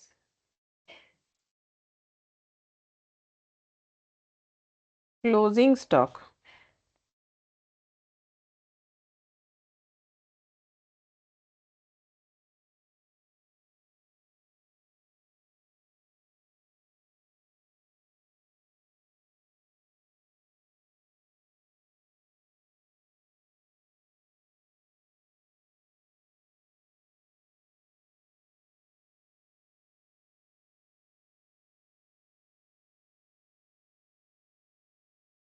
direct labour 30,000।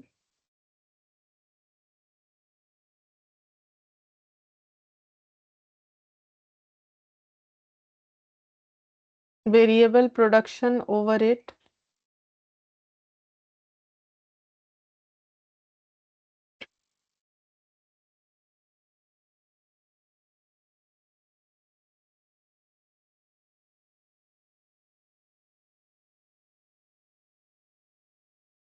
₹70,000। इधर ब्रैकेट में नॉर्मल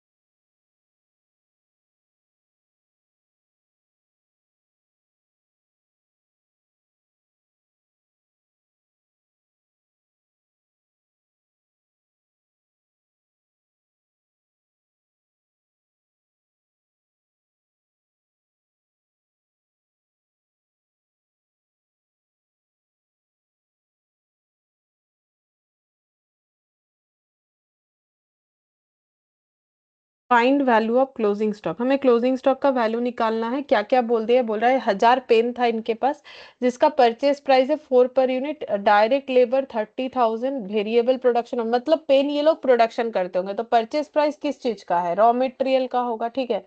फिर बोल रहा है fixed overhead, production overhead normal capacity 14,000, storage cost 5,000, administration cost 3,000, find the value of closing stock. तो closing stock का वैल्यूएशन निकालना है।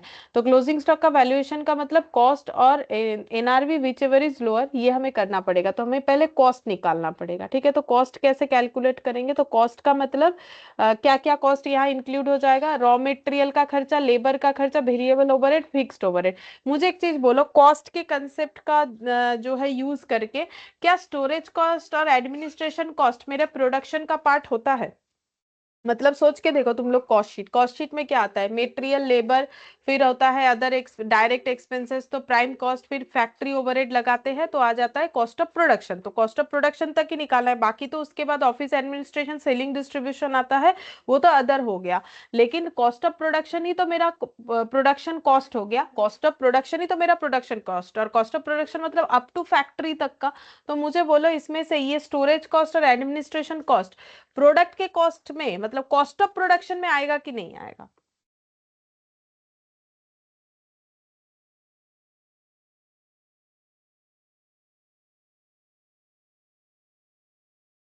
कुछ नहीं बता सकते? मतलब कॉस्ट शीट कुछ भी ना। याद नहीं है?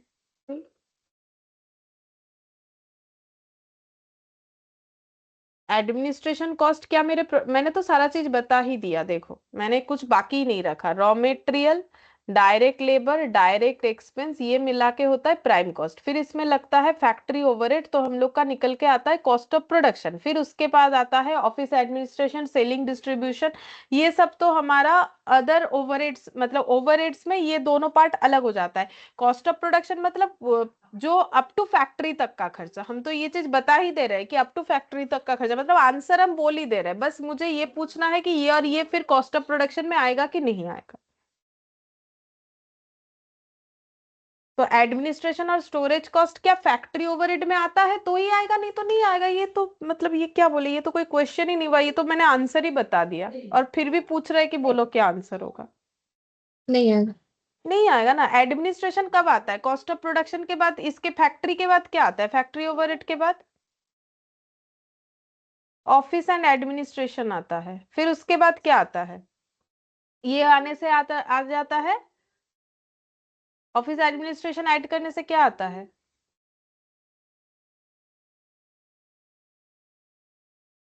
कुछ भी याद नहीं है। जो भी हो, तो यहाँ पर देखो, लेकिन इतना ये छोटा मोटा चीज तो मतलब क्या बोले, याद होना चाहिए, ये सब तो बेसिक है देखो। तो ये जो भी है, तो हम लोग का एडमिनिस्ट्रेशन और स्टोरेज कॉस्ट नहीं आता है, लेकिन कभी कभार स्टोरेज कॉस्ट आ सकता है अगर वो प्रोडक्शन का पार्ट है, मतलब अगर वो स्टोरेज फैक्ट्री में यूज हो रहा है तो फिर आना चाहिए। अगर हम लोग का सेकेंडरी पार्ट है तो फिर नहीं आना चाहिए, ठीक है। अगर हम लोग का वो स्टोरेज प्रोडक्शन प्रोसेस का पार्ट है, फैक्ट्री में यूज हो रहा है, तो जरूर आना चाहिए, ठीक है, अदरवाइज नहीं आना चाहिए। चलो देखते हैं यहाँ पर क्या क्या फिर ऐड होगा। तो रॉ मटेरियल का खर्चा कितना लिखे? रॉ मटेरियल का खर्चा कितना लिखे? 4 पर यूनिट। डायरेक्ट लेबर, तो डायरेक्ट लेबर अब सब पर यूनिट में ही करेंगे, तो डायरेक्ट लेबर का कितना है? टोटल 30,000, तो पर यूनिट का कितना हो जाएगा?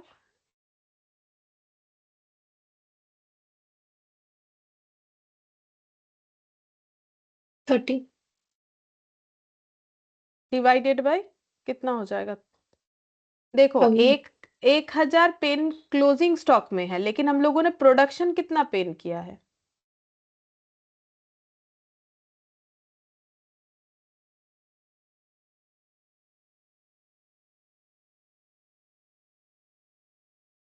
अच्छा, ये ना एक काम करो, ये 10,000 कर दो। ये 10,000 करते, नहीं तो मिसमैच हो जाएगा। ये 10,000 करते, अब बोलो। पर हम लोगों ने रॉ मटेरियल परचेज किया है 10,000 यूनिट, और बनाया भी 10,000 ही है, कुछ बोला तो है नहीं, तो फिर यहाँ डिवाइडेड बाई फिर कितना आ जाएगा बोलो? 10,000। हाँ, मतलब 3 आ जाएगा। लेबर, लेबर के बाद वेरिएबल प्रोडक्शन ओवरहेड कितना आएगा?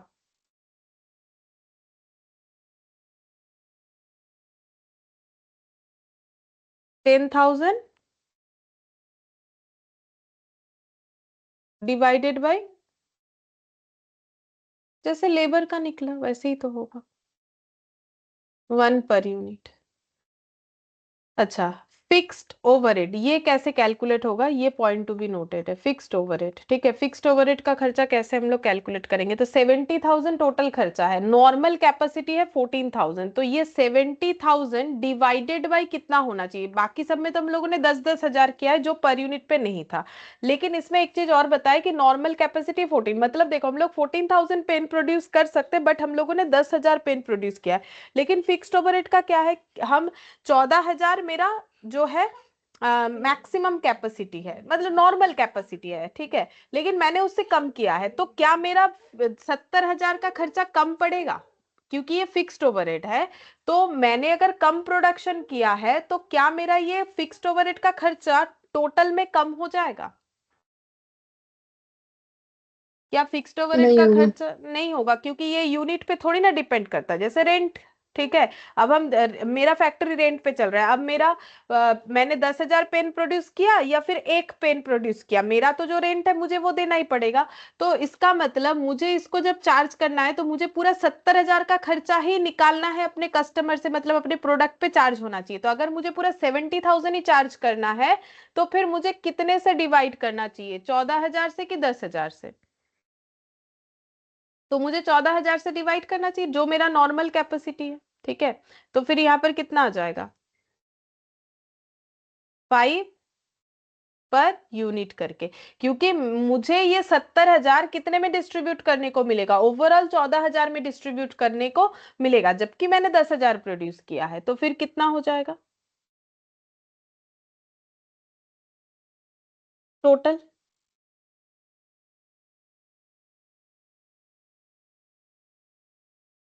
टोटल लगाओ, 4 3 7 1 8, 8 और 5। 13। हाँ, 8 + 5 13 हो जाएगा। कॉस्ट पर यूनिट 13 हो जाएगा, ठीक है। तो क्लोजिंग इन्वेंट्री कितना हो जाएगा? 13 × 1,000, तो ये आ जाएगा 13,000, ठीक है। अच्छा, अब ये स्टोरेज और एडमिनिस्ट्रेशन कॉस्ट होगा नहीं, वो हम दिखा देते हैं, और अगर होता मतलब होगा नहीं, अगर डिवाइड करना है तो 10,000 से किया जाता है इसमें। सिर्फ इसमें फैक्ट्री ओवरहेड का सिस्टम ही, मतलब फिक्स्ड ओवरहेड का सिस्टम अलग होता है। तो फिक्स्ड ओवरहेड का क्या कंसेप्ट होता है, ये पीछे हम इसका नोट करवा देते हैं।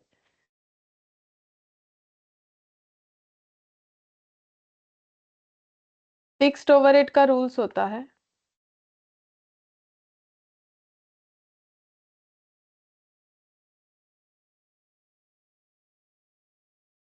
एक्चुअल और normal capacity whichever is higher, जो ज्यादा होगा वो हमें लेना चाहिए, ठीक है, रूल्स ये बता रहा है, बट ऐसा क्यों वो भी हम लोग समझेंगे। देखो, नॉर्मल कैपेसिटी 14 और actual 10,000, whichever is higher, ये हमें लेना चाहिए। तो 14,000 हायर है तो मैंने वो 14,000 लिया, तो 5 रुपीज करके वो। अगर हम लोग 10,000 लेते तो कितना हो जाता, एक चीज बोलो, अगर हम 10,000 लेते तो मेरा कितना करके हो जाता, 7 करके, ठीक है। तो मेरा प्रोडक्ट का कॉस्ट बढ़ता कि नहीं बढ़ता, ये बोलो। अगर ये 5 के जगह 7 होता तो प्रोडक्ट का कॉस्टिंग बढ़ जाता कि नहीं बढ़ जाता। हाँ मैम। कितने रुपए से बढ़ता, 2 रुपया से। 2 रुपये से, ठीक है। तो अगर मेरा कॉस्टिंग गलत होगा, 2 रुपए से बढ़ जाएगा, तो क्या मेरा प्रोडक्ट कोई खरीदेगा नहीं, ठीक है। तो कॉस्टिंग तो मेरा सही होना चाहिए ना। तो इसीलिए अगर मैंने प्रोडक्शन कम किया है, बट मेरा तो वो तो देखो मेरा क्या रीजन होगा, या तो मुझे जरूरत नहीं था, या मेरा एफिशिएंसी कम था, कुछ भी रीजन हो सकता है। तो इसीलिए मैंने 14,000 की जगह 10,000 प्रोडक्शन किया है, ठीक है। तो फिर ये जो हम लोग का प्रोडक्शन कॉस्ट पर यूनिट है वो 7 की जगह 5 होना चाहिए, तब मेरा प्रॉपर कॉस्टिंग होगा। और ये हमेशा तब एप्लीकेबल ऑटोमेटिकली हो जाएगा अगर हम लोग ये फॉलो करेंगे कि एक्चुअल और normal capacity whichever is higher, हमेशा हायर वाले से लेंगे। हायर से डिवाइड होगा तो मेरा जो पर यूनिट कॉस्ट है वो हमेशा कम की तरफ आएगा, ठीक है, हायर से अगर डिवाइड होगा। कि देखो, अगर ऐसा होता है कि मान लो मेरा कैपेसिटी 14,000 है, बट मैंने 20,000 का प्रोडक्शन किया है, तो मुझे 20,000 से डिवाइड करने को मिलेगा, ठीक है, ताकि मेरा कॉस्ट जो है वो सही दिखे, ठीक है, कॉस्ट पर यूनिट जो है वो सही दिखे। तो इसीलिए मेरा यहाँ पर 5 पर यूनिट, क्योंकि देखो हम कम प्रोडक्शन किए हैं, मेरा प्रॉब्लम है, उसके लिए हम 7 रुपए करके कस्टमर से चार्ज नहीं कर सकते। मतलब मेरा प्रोडक्ट का कॉस्टिंग बढ़ाएंगे तो प्रॉफिट एड ऑन होके जो है सेलिंग प्राइस बढ़ जाएगा ना, वो करना अलाउड नहीं होता है, ठीक है। और अगर जैसे मैंने कैपेसिटी से बढ़ के, नॉर्मल कैपेसिटी से बढ़ के प्रोडक्शन कर दिया, सपोज जैसे कि मैंने मान लो 20,000 का प्रोडक्शन कर दिया, ये है 70,000, मैंने मान लो 20,000 का प्रोडक्शन कर दिया, तो फिर मेरा पर यूनिट कॉस्ट कितना आ जाएगा, 3.5 रुपए करके, ठीक है। तो इसमें भी मेरा कॉस्टिंग सही जाएगा, क्योंकि कॉस्ट को कम करना ही तो हमारा टारगेट होता है, ठीक है। तो इसीलिए बोला है कि फिक्स्ड ओवरहेड को हमेशा हमें नॉर्मल कैपेसिटी और actual capacity whichever is higher उस पे लेना चाहिए, ठीक है। अच्छा, अब क्या क्या कॉस्ट इन्वेंट्री का पार्ट नहीं होता है वो लिखेंगे। Exclude from cost of inventory,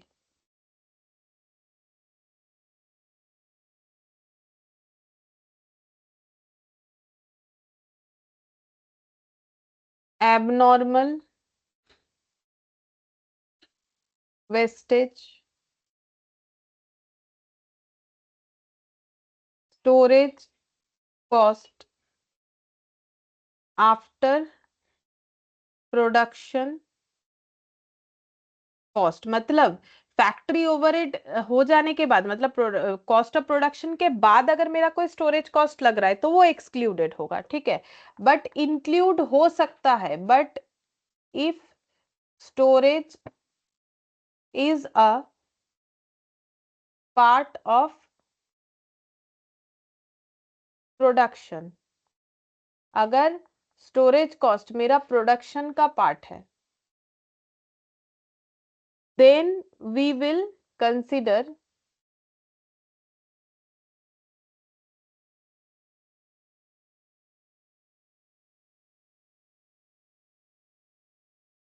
it in cost of inventory. तो अगर ये मेरा प्रोडक्शन का पार्ट है, स्टोरेज करना अगर मेरा प्रोडक्शन का पार्ट है, तो फिर वो कॉस्ट ऑफ इन्वेंट्री में ऐड होगा, जैसे कि लाइक पिकल, वाइन्स, एटसेट्रा। ठीक है, इस तरीके के चीजों के लिए स्टोरेज जो है वो प्रोडक्शन का ही पार्ट होता है, क्योंकि वो फैक्ट्री में ही स्टोरेज होके ही निकलेगा, नहीं तो नहीं निकल सकता है। ठीक है, ये कोई मतलब सेकेंडरी पैकिंग नहीं है, सेकेंडरी स्टोरेज नहीं है, किसको डेकोरेट करने के लिए हम लोगों ने किया, ये नेसेसरी होता है। तो अगर इस तरीके का नेसेसिटी है तो फिर स्टोरेज कॉस्ट मेरे प्रोडक्शन कॉस्ट का पार्ट होगा, अदरवाइज नहीं होगा। अगर किसी तरीके का एबनॉर्मल लॉस है, एबनॉर्मल वेस्टेज मतलब एबनॉर्मल लॉस, तो वो कॉस्ट का पार्ट नहीं होगा। ये तो मैंने तुम लोग को कॉस्टिंग में कितना बार बोला, अकाउंट्स में भी बोला है कि अगर मेरा एबनॉर्मल वेस्टेज है तो उसका कॉस्ट, जैसे कि मेरे गोडाउन में चोरी हो गया, आग लग गया, तो उसके वजह से हम अपने प्रोडक्ट का कॉस्ट नहीं बढ़ा सकते हैं। ठीक है, तो वही बोला है। फिर हो जाएगा एडमिनिस्ट्रेशन ओवरहेड।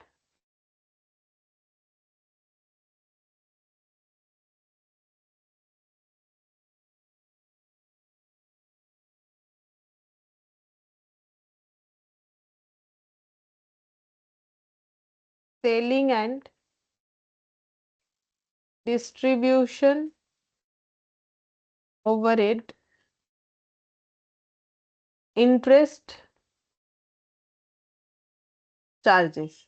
तो किसी तरीके का सेलिंग डिस्ट्रीब्यूशन का खर्चा हमारे प्रोडक्शन के पार्ट में नहीं आता, एडमिनिस्ट्रेशन का भी नहीं आता। ये तो बहुत ही क्लियर है कि नहीं आएगा। स्टोरेज को लेके दो बात होता है, अगर वो प्रोडक्शन प्रोसेस का ही पार्ट है तो फिर आएगा, नहीं है तो नहीं आएगा। कोई एबनॉर्मल लॉस है वो प्रोडक्ट के कॉस्ट में जाएगा नहीं। ठीक है, और इंटरेस्ट चार्ज नहीं जाएगा, जैसे कि किसी तरीके का हमारा जो है, हम लोगों ने रॉ मटेरियल खरीदने के लिए मान लो कोई लोन लिया है तो उसका इंटरेस्ट, तो बोल रहे किसी तरीके का इंटरेस्ट चार्ज जो है वो प्रोडक्ट के कॉस्ट में ऐड नहीं करना चाहिए। तो कॉस्टिंग बढ़ जाएगा ना, सोच के देखो, हम लोगों ने लोन लिया, उसका इंटरेस्ट भी अगर हम लोग अपने कॉस्ट में मतलब प्रोडक्ट के कॉस्ट में ऐड करेंगे तो हमारा कॉस्टिंग बढ़ेगा, तो मार्केट में प्रोडक्ट बिकेगा कैसे? क्योंकि हमें लोन का जरूरत है, जरूरी तो नहीं है, बाकियों को भी जरूरत है, तो फिर उनका कॉस्टिंग के साथ हमारा कॉस्टिंग बहुत ज्यादा डिफर होगा तो नहीं बिकेगा। तो इंटरेस्ट चार्ज हम लोग ऐड नहीं कर सकते हैं प्रोडक्ट के कॉस्ट में। अच्छा, अब एक एग्जाम्पल 5 लेते हैं। Actual unit 1 lakh, fixed overhead 18 lakh, find fixed overhead per unit if case 1 normal unit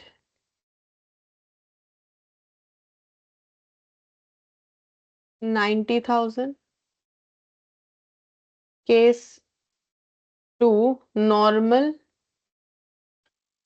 unit 1,20,000। ठीक है, वो कंसेप्ट को समझ लेंगे। तो फिक्स्ड ओवरहेड पर यूनिट निकालना है, मैंने अभी रूल्स भी बता दिया है कि कैस क्या रूल्स फॉलो करना है, तो उसके हिसाब से बताओ कि क्या आंसर होगा। तो यहाँ पर हम लिख रहे हैं fixed overhead per unit, total overhead, fixed overhead divided by total fixed overhead divided bye, rules क्या है कि ओ ऊपर जगह छूट गया, एक्चुअल और normal capacity whichever is higher, actual और नॉर्मल कैपेसिटी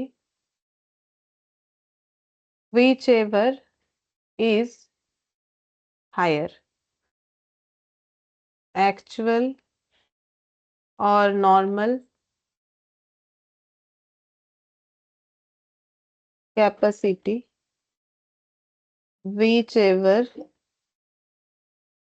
इज हायर। तो बोलो कितना लिखे, कितना बाई कितना?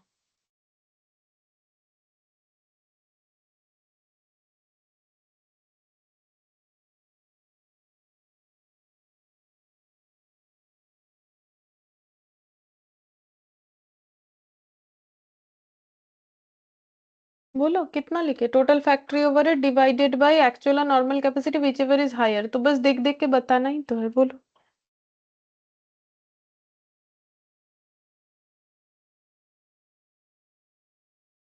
हम्म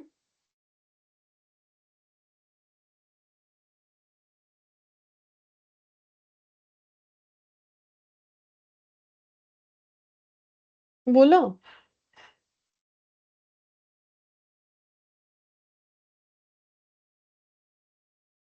मेरा आवाज आ रहा है ना? हेलो। Yes ma'am. हाँ तो बोलो। मैम केस वन का 18। अच्छा निकाल रहे हो क्या? 18। रुको एक मिनट देखते हैं। हाँ फिर उसके बाद वाला। और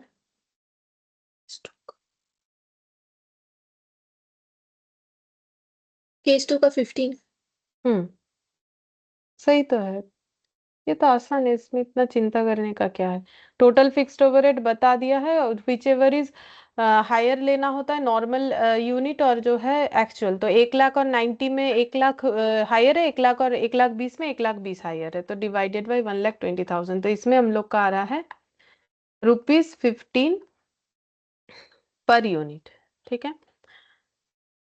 अच्छा अब देखो, मुझे एक चीज बोलो कि मेरा यहाँ पर 18 पर यूनिट आ रहा है, यहाँ पर 15 पर यूनिट आ रहा है, बट मैंने तो एक्चुअली 1 लाख ही प्रोडक्शन किया है। ठीक है, और मैंने माना है कि कभी मेरा नॉर्मल कैपेसिटी 90,000 है, कभी मेरा नॉर्मल कैपेसिटी 1,20,000 है। जब मेरा नॉर्मल कैपेसिटी 90,000 है मतलब मैंने ज्यादा प्रोडक्शन किया है। ठीक है, मेरा कैपेसिटी था 90,000 यूनिट का, बट मैंने ज्यादा प्रोडक्शन किया है। तो मैंने अगर ज्यादा प्रोडक्शन किया है तो मैंने 1 लाख से डिवाइड किया, तो मेरा पर यूनिट 18 आ गया। अगर हम 90 से डिवाइड करते तो बोलो मेरा पर यूनिट कितना आता? मान लो कि अगर हम ये 90 से डिवाइड करते तो मेरा पर यूनिट कितना आता? हम जस्ट पूछ रहे हैं ताकि हम समझा पाए। ये अगर 90 से डिवाइड करते इसके जगह तो मेरा पर यूनिट कितना आता है? बोलो जल्दी से। 20। 20।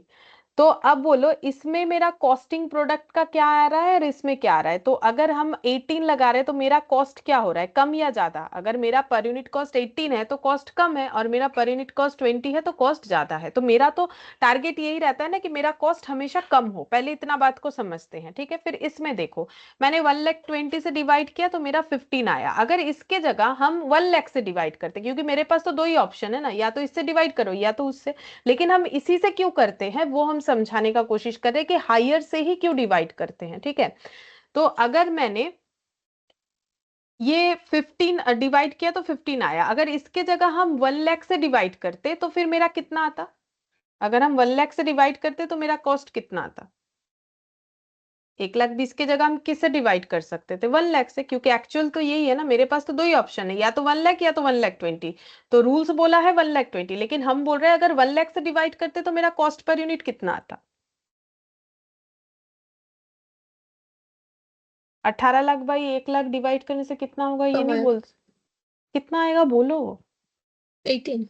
हाँ तो 18 लाख बाई 1 लाख 18 नहीं होता है। तो कम कहाँ से आएगा? ज्यादा आएगा ना। अगर कम 1 लाख से डिवाइड करोगे तो ज्यादा आएगा। 18 लाख को 1,20,000 में डिस्ट्रीब्यूट कर रहे हो, 18 लाख को 1 लाख में डिस्ट्रीब्यूट कर रहे हो, तो बोलो एक, जैसे कि 5 पेन, जैसे कि 6 पेन दो लोगों में डिस्ट्रीब्यूट कर रहे हो तो 3-3 पेन मिलेगा। अगर वही 6 पेन 6 लोगों में डिस्ट्रीब्यूट करोगे तो सबको तो एक एक मिलेगा। तो वैसे ही ना, तो अगर हम ये खर्चे को 1,20,000 में डिस्ट्रीब्यूट करते हैं तो मेरा खर्चा कम पड़ेगा। अगर इसी खर्चे को हम 1 लाख यूनिट में डिस्ट्रीब्यूट करेंगे तो मेरा कॉस्ट ज्यादा पड़ जाएगा। तो इसमें मेरा कॉस्ट कम आ रहा है। तो अगर हम 1,20,000 कर रहे हैं तो मुझे एक चीज बोलो कि जो मुझे रूल्स बोला गया है उसी में मेरा कॉस्ट कम आ रहा है? ये बात समझ में आ रहा है कि नहीं? मुझे जो रूल्स बोला गया है कि कॉस्ट और एक्चुअल और normal capacity whichever is higher मुझे लेना चाहिए, क्या इससे ही मेरा कॉस्ट कम आता है?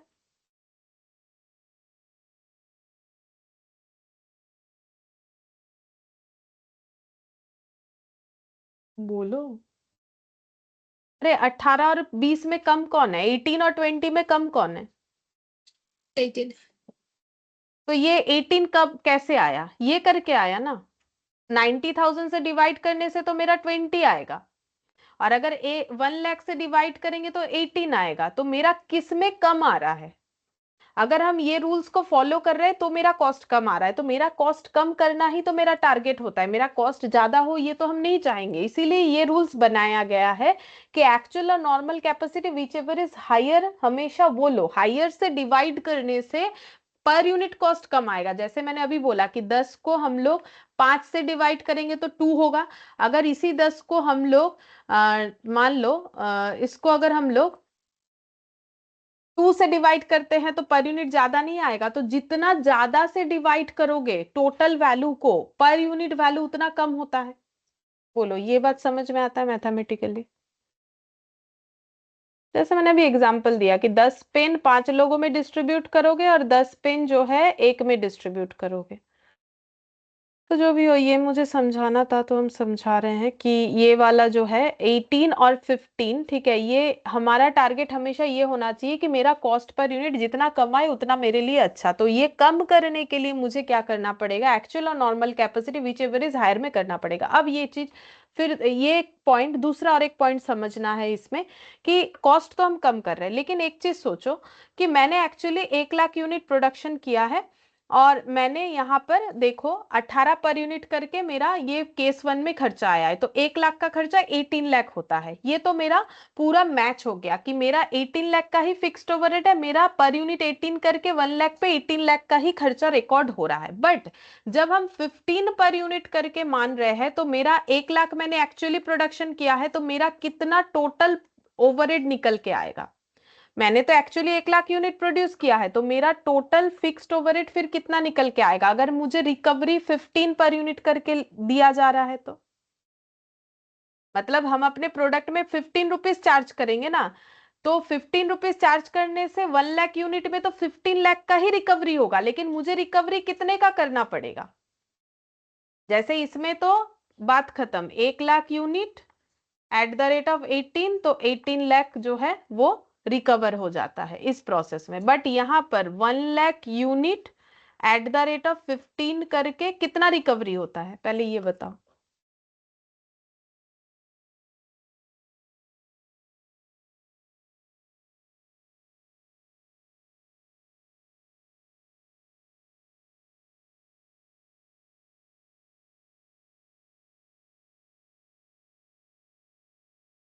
1 लाख यूनिट पे 15 रुपए करके चार्ज करने से कितना होगा ये नहीं बोल सकते हम लोग?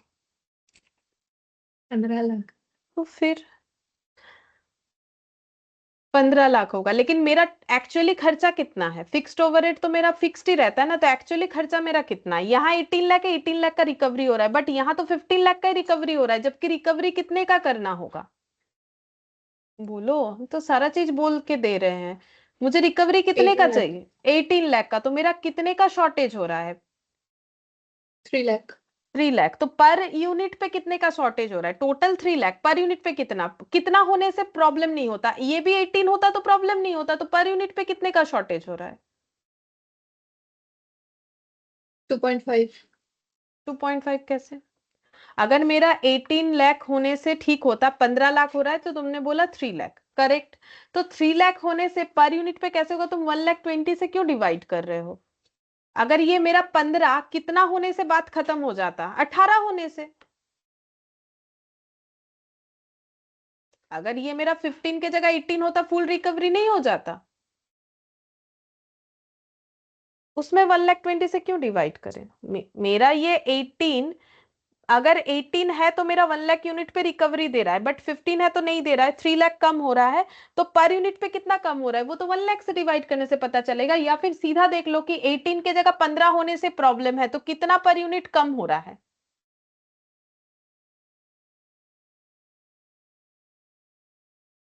कितना पर यूनिट कम हो रहा है? हाँ, 3 रुपीज। 3 पर यूनिट कम हो रहा है। तो इसमें तो मेरा 15 लाख का ही रिकवरी हो रहा है, बट मुझे 3 लाख का रिकवरी और करना है। तो ये हम अपने कस्टमर पे चार्ज नहीं कर सकते। अगर मुझे 3 लाख का और रिकवरी करना है तो मुझे, मेरे पास एक ही उपाय है कि हम इसे 1 लाख से डिवाइड कर दें। लेकिन 1 लाख से डिवाइड करने से मेरा कॉस्ट पर यूनिट जो है वो बढ़ जाएगा, वो मुझे करना अलाउड नहीं है, ठीक है। तो इसीलिए मुझे क्या करना पड़ेगा, ये जो 3 पर यूनिट है ये निकालने आना चाहिए, इसीलिए मैंने इतना कुछ बोला, और कोई रीजन नहीं है। 3 पर यूनिट जो है ये चार्ज करना पड़ेगा कहाँ पर? पीएल में, ठीक है। ये लॉस बोल के चार्ज करना पड़ेगा, मतलब हमारा खुद का एक्सपेंसेस हमें मान लेना है, क्योंकि हम लोगों ने ज्यादा प्रोडक्शन किया है तो उसका बेनिफिट तो लेना पड़ेगा। ज्यादा प्रोडक्शन करने से मेरा कॉस्ट कम होगा, तो ओवरऑल तो मेरा कॉस्ट कम हो रहा है, लेकिन इसमें मेरा फिक्स्ड कॉस्ट का पूरा रिकवरी नहीं हो पा रहा है, ठीक है। तो फिर मुझे क्या करना पड़ेगा, 3 पर यूनिट को मुझे पीएल में चार्ज करना पड़ेगा, ठीक है। ये रूल्स बोला गया है। अच्छा, अब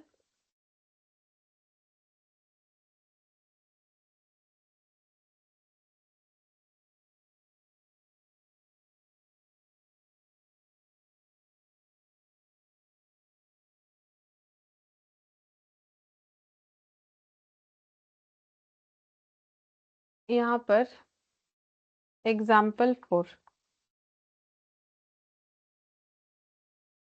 purchase input 1000 unit,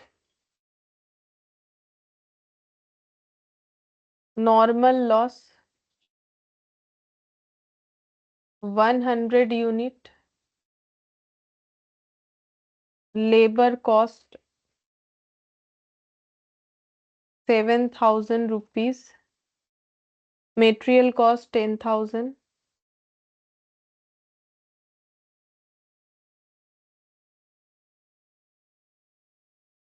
production cost 42,000, abnormal loss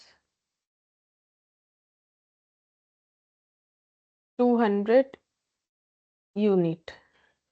find value of closing stock, जो कि 300 यूनिट का है। 300 यूनिट क्लोजिंग स्टॉक का वैल्यू निकालना है, ठीक है। तो हम लोग पर यूनिट कॉस्ट पहले निकालेंगे, फिर इंटू 300 कर देंगे। तो मेटेरियल कॉस्ट पर यूनिट कितना होगा, तो मेटेरियल कॉस्ट पर यूनिट कितना होगा, मेटेरियल का टोटल खर्चा है 10,000, ठीक है। अब डिवाइडेड बाई कितने से करेंगे वो क्वेश्चन है। लेबर कॉस्ट पर यूनिट कितना होगा, लेबर कॉस्ट पर यूनिट, तो लेबर का टोटल कॉस्ट है 7,000, डिवाइडेड बाई कितना यूनिट करेंगे वो हमें देखना पड़ेगा। फिर इसके बाद प्रोडक्शन ओवरहेड है, प्रोडक्शन ओवरहेड पर यूनिट, ठीक है। तो इसमें 42,000 है प्रोडक्शन ओवरहेड, डिवाइडेड बाय कितना यूनिट करेंगे वो हमें देखना पड़ेगा, तो उससे हमारा कॉस्ट पर यूनिट आ जाएगा, ठीक है। अच्छा, अब कितना करके होगा वो हम लोग कैसे निकालेंगे, तो देखो हम लोगों ने इनपुट दिया है 1000 यूनिट, ठीक है, लेकिन मेरा नॉर्मल लॉस है 100। नॉर्मल लॉस क्या होता है, कॉस्ट में बहुत बार बताया, नॉर्मल लॉस जो है, जो कि गुड्स के इनहेरेंट नेचर के लिए होता है, जो कि हम लोग रोक नहीं सकते, नेचुरल प्रोसेस होता है, ठीक है। मतलब इतना लॉस होगा ही, 100 यूनिट का लॉस होगा, इसे रोकना हमारे लिए पॉसिबल नहीं है, ये गुड्स के इनहेरेंट नेचर के लिए होता है। तो अगर हम 1000 यूनिट इनपुट देंगे तो मुझे फिर आउटपुट कितना मिलेगा वो मुझे पहले से ही पता है। तो बोलो मुझे आउटपुट कितना मिलेगा, अगर हम 1000 इनपुट दे रहे हैं, लॉस 100 है, नॉर्मल नॉर्मल मतलब जो मुझे पहले से ही पता है कि 1000 देने से 100 लॉस होगा, तो मुझे आउटपुट कितना मिलेगा। अगर हम 1000 दे रहे हैं तो मुझे आउटपुट कितना मिलेगा, 900। 900, ठीक है। तो परचेज इनपुट हो गया मेरा 1000 यूनिट, और मुझे कंफर्म है कि मेरा 900 यूनिट का जो है, सॉरी, 100 यूनिट का जो है मेरा लॉस होगा ही होगा, ठीक है। तो फिर मेरा 900 यूनिट मुझे एज ए आउटपुट मिलेगा, बट यहाँ पर किसी एक वजह से कुछ एबनॉर्मल लॉस भी, एबनॉर्मल लॉस हम लोग प्री एस्टिमेट नहीं कर सकते, या फिर हमारा कुछ प्रीवियस नॉलेज भी नहीं होता है, ये सब एक्सीडेंटली होता है कि मेरा एबनॉर्मल लॉस भी हो गया 200 यूनिट। तो अगर हो गया है तो मुझे एक्चुअली कितना प्रोडक्शन यूनिट मिला, मतलब गुड यूनिट कितना मिला, जो कि हम मतलब फिनिश्ड गुड्स के तौर पे यूज कर सकते हैं, 700। बोलो इतना तक समझ में आया क्यों 700 हुआ, क्योंकि 100 तो मेरा लॉस होगा मुझे पता ही था, बट अब गलती से और 200 खराब हो गया, तो 700 यूनिट मुझे आउटपुट मिला, ये समझ में आया, ठीक है। अब देखो एबनॉर्मल लॉस जो है वो मेरे प्रोडक्ट के कॉस्ट में चार्ज नहीं होना चाहिए, ठीक है। तो अब मुझे लेबर कॉस्ट निकालना है, प्रोडक्शन ओवरहेड निकालना है, मटेरियल कॉस्ट निकालना है। तो मटेरियल का कॉस्ट कितना होगा, तो मैंने 10,000 जो है खर्चा किया मटेरियल को खरीदने के लिए, ठीक है। परचेज इनपुट का मतलब मैंने इनपुट दिया 1000 यूनिट, बट मुझे आउटपुट मिला है कितना, 700, ठीक है, नेट करके एबनॉर्मल लॉस को भी चार्ज करते हुए, लेकिन नॉर्मल लॉस को चार्ज करते हुए 900। अब मुझे कितने से डिवाइड करना चाहिए, तो देखो अगर हम मेरे पास क्या क्या ऑप्शन मेरे दिमाग में आ सकता है कि हम 1000 से करें, 900 से करें, कि 700 से करें। तो अगर 1000 से डिवाइड कर दोगे कि 10,000 का खर्चा है, 1000 से डिवाइड कर दोगे तो पर यूनिट आ जाएगा 10 रुपीज करके, ठीक है। लेकिन अगर हम 10 रुपीज चार्ज करेंगे तो मेरा कॉस्टिंग गलत हो जाएगा। क्यों गलत हो जाएगा? क्योंकि हम तो बोल रहे हैं मेरा मेटेरियल का कॉस्ट 10 रुपीज लगा है, जबकि मेरे पास 1000 यूनिट मेटेरियल है ही नहीं, ठीक है। क्योंकि हम 1000 यूनिट जो है आउटपुट मुझे मिल ही नहीं रहा है, मेरा आउटपुट जो है कितना मिल रहा है, 900। तो इसका मतलब मुझे क्या करना चाहिए, 900 से डिवाइड करना चाहिए। जैसे कि देखो एक सिंपल बात है, जैसे मैंने ये एग्जांपल बहुत बार दिया, जैसे मान लो मैंने 10 ऑरेंज खरीदा है 5 रुपए करके, 50 रुपए का, ठीक है। अब हम अपना कॉस्टिंग करेंगे, हम बोलेंगे 5 रुपए के ऑरेंज को 1 रुपए प्रॉफिट लगा के 6 रुपए में बेचेंगे, ठीक है। लेकिन मेरा मान लो एक ऑरेंज जो है वो 2 ऑरेंज जो है मान लो वो खराब हो गया, ठीक है। तो मेरे पास 8 ऑरेंज है बेचने के लिए। अब अगर हम बोलेंगे कि मेरा 8 ऑरेंज को खरीदने में, मतलब 8 ऑरेंज मेरे पास पहुंचा, लेकिन मेरे पॉकेट से तो 50 का ही आउटफ्लो हुआ, तो मेरा एक एक ऑरेंज का फिर कॉस्टिंग कितना करके हो गया? अब थोड़ी ना 5 करके रहा, कितना हो जाएगा? 50/8, बताओ कितना हो रहा है? कैलकुलेट करके बताओ कितना हो रहा है 50/8। 6.25। ठीक है। तो इसका मतलब अब मेरा एक एक ऑरेंज मेरे को कितने का पड़ा? 5 रुपए के जगह, 5 रुपीज के जगह 6.25 पड़ा। अब अगर हम इसमें 6 रुपए का बेचेंगे, मेरा तो लॉस है, क्योंकि मेरा खरीदने में ही तो 6 रुपए 25 पैसा लग गया। बात समझ में आया? कि मान लो मेरा, मैंने 10 ऑरेंज खरीदा 50 रुपए में, बट वो दो खराब हो गया, और ये नॉर्मल लॉस है। मान लो कि ये नॉर्मल लॉस है कि भाई 10 में दो खराब हो जाता है, क्योंकि पेरिशेबल आइटम है। तो फिर 8 ऑरेंज का 50 आ गया। तो फिर मुझे ये दिमाग में रखना चाहिए कि मेरा खरीदारी ही 6.25 पड़ा है, तो जब हम इसे सेल करने जाएंगे, अगर मुझे 1 रुपए ही प्रॉफिट रखना है तो भी मुझे इतने में बेचना चाहिए, ठीक है। हम अगर 6 में बेचेंगे तो मेरे लिए लॉस हो जाएगा। तो इसका मतलब नॉर्मल लॉस हम कस्टमर से रिकवर कर सकते हैं, कैसे? कॉस्ट को बढ़ाते हुए, ठीक है। तो नॉर्मल लॉस अगर कस्टमर से रिकवर कर सकते हैं, तो मेरा जो, जैसे यहाँ पर ऑरेंज खरीदा तो यहाँ पर वैसे रॉ मटेरियल खरीदा, तो मेरा रॉ मटेरियल का कॉस्ट पर यूनिट कितना होगा? फिर मुझे कितने से डिवाइड करना चाहिए, 1000 या 900? अभी जो सिखा है उसके हिसाब से बोलो। तो मेरा ये कॉस्टिंग करेंगे तो गलत हो जाएगा ना। अगर हम 5 मान के ही चलेंगे, हम तो लॉस में चलेंगे, क्योंकि मेरा तो कॉस्टिंग 6.25 करके पड़ गया, जबकि मुझे 6 रुपीज में बेचने का हम सोच रहे हैं, जबकि मेरा कॉस्ट ही 6.25। तो मुझे अगर बेचना ही है 1 रुपए प्रॉफिट में, तो मुझे तो इतने से बेचना चाहिए। तो ये कब पॉसिबल है? जब हम ये दिमाग में रखेंगे कि 50 रुपीज से मेरे पास 10 ऑरेंज नहीं आया है, 50 रुपीज से मेरे पास सेलेबल कंडीशन में 8 ऑरेंज आया है, तब जाके ये मेरा सही कॉस्टिंग होगा। तो वैसे ही 10,000 खर्चा करके मेरे पास 1000 यूनिट नहीं आया है, कितना यूनिट आया है? मुझे दिमाग में क्या रखना है, कितना यूनिट आया है? 900।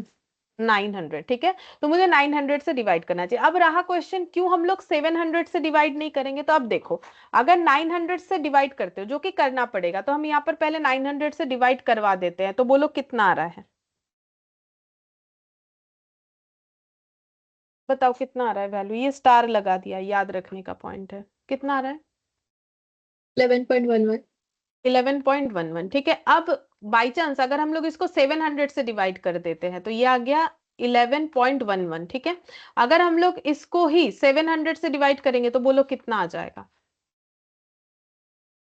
ज्यादा आएगा और भी, बोलो कितना आएगा? 14.28। अब ये चार्ज करेंगे तो मेरा कॉस्ट तो बढ़ जाएगा, ठीक है। ये करेंगे तो कॉस्ट कम होगा, ठीक है। ये करेंगे तो कॉस्ट सही होगा, ये करेंगे तो कॉस्ट बढ़ जाएगा। अब ये बढ़ा नहीं सकते, क्यों? क्योंकि अगर मेरा ये एबनॉर्मल लॉस है तो वो हम कस्टमर से चार्ज नहीं कर सकते। जैसे 10 ऑरेंज में 2 ऑरेंज मेरा खराब हो जाता है, ये नॉर्मल है, मतलब ये सभी बिजनेस जो भी करते हैं ऑरेंज का उनका होता है। लेकिन अब मान लो मेरा 10 में से 5 ऑरेंज खराब हो गया, मतलब दो नॉर्मल है, 3 एक्स्ट्रा और खराब हो गया, ठीक है। अब मेरा ऑरेंज खरीदने में कितना खर्चा हुआ? 50 रुपए, ठीक है। और मेरे पास बेचने वाले हालत में कितना ऑरेंज पहुंचा? 5 ऑरेंज पहुंचा, ठीक है। क्योंकि दो नॉर्मल लॉस से बर्बाद हुआ और 3 एबनॉर्मल लॉस से बर्बाद हो गया। एबनॉर्मल लॉस मतलब हमारी ही गलती से होगा, ये हमें मान के चलना है, हम लोग चाहे तो उसे रोक सकते थे। अब अगर हम बोलेंगे कि मेरे पास तो 5 ही बेचने लायक है, तो मेरा एक एक ऑरेंज का कॉस्ट पड़ गया 10 रुपए, ठीक है। अब हम इसमें 1 रुपए प्रॉफिट लगा के बेच देंगे 11 रुपीज, लेकिन मार्केट में तो ऑरेंज इतने में बिक रहा होगा या इससे और भी कम में बिक रहा होगा। अगर कोई ज्यादा खरीद रहा है, मतलब कोई अगर उस तरीके से ह्यूज अमाउंट में लेता है, तो हो सकता है इससे भी कम में बेच दे, लेकिन इतने दाम में कौन बेचेगा, कोई नहीं बेचेगा। तो इसका मतलब ये कब बढ़ रहा है, जब हम अपने एबनॉर्मल लॉस को भी इस पे चार्ज कर दे रहे हैं। कि हम एबनॉर्मल, ये करने का मतलब हो गया कि हम एबनॉर्मल लॉस भी कस्टमर से चार्ज करने के लिए बैठ गए कि भाई मेरा 5 ऑरेंज का फिर 10 रुपए करके होगा, लेकिन ये 3 तो मेरा गलती है, तो ये मुझे पीएल में चार्ज करना चाहिए लॉस बोल के। अगर इसको भी हम कस्टमर से चार्ज करने लगे तो मेरा कॉस्ट तो हाई हो जाएगा। ठीक है, देखो 11 हो गया, 10 हो गया, अब इसको 1 रुपए में और बेचेंगे तो 11, तो ये तो नहीं चलेगा। तो इसीलिए 14.28 करेंगे तो कॉस्टिंग गलत हो जाएगा। तो इसीलिए हमें हमेशा सिर्फ नॉर्मल लॉस को माइनस करने के लिए जो है अलाउड है, एबनॉर्मल लॉस को माइनस करना अलाउड नहीं होता है। तो फिर मेटेरियल कॉस्ट में हमें इस तरीके से माइनस करना पड़ेगा। फिर लेबर कॉस्ट जो है 7,000, इसको कितने से डिवाइड करना पड़ेगा। लेबर को देखो हम लोग वही पेमेंट करते हैं जितना हम लोग एक्चुअली प्रोडक्शन करते हैं। तो क्योंकि एक्चुअली प्रोडक्शन मेरा 700 यूनिट हुआ है, तो लेबर को पर यूनिट के हिसाब से या पर पीस या फिर पर आवर के हिसाब से हम लोगों ने उसी तरीके से पेमेंट करना होता है। तो मेटेरियल में ये चीज सोचने वाला होता है, बाकी लेबर और प्रोडक्शन ओवरहेड में नहीं होता है। तो यहाँ पर लेबर का खर्चा 10 रुपीज करके हो जाएगा, और यहाँ पर 700 से डिवाइड करेंगे तो 60 रुपीज करके हो जाएगा। तो टोटल कितना हो जाएगा, 81.11 कॉस्ट पर यूनिट। ठीक है, तो प्रोडक्शन ओवरहेड हम लोग का और लेबर ओवरहेड, ये हम लोग को हमेशा जितना यूनिट हम लोगों ने प्रोड्यूस किया उसके ऊपर लेना है। तो क्लोजिंग स्टॉक का वैल्यू कितना हो जाएगा, 81.11 इंटू 300 कितना हो जाएगा।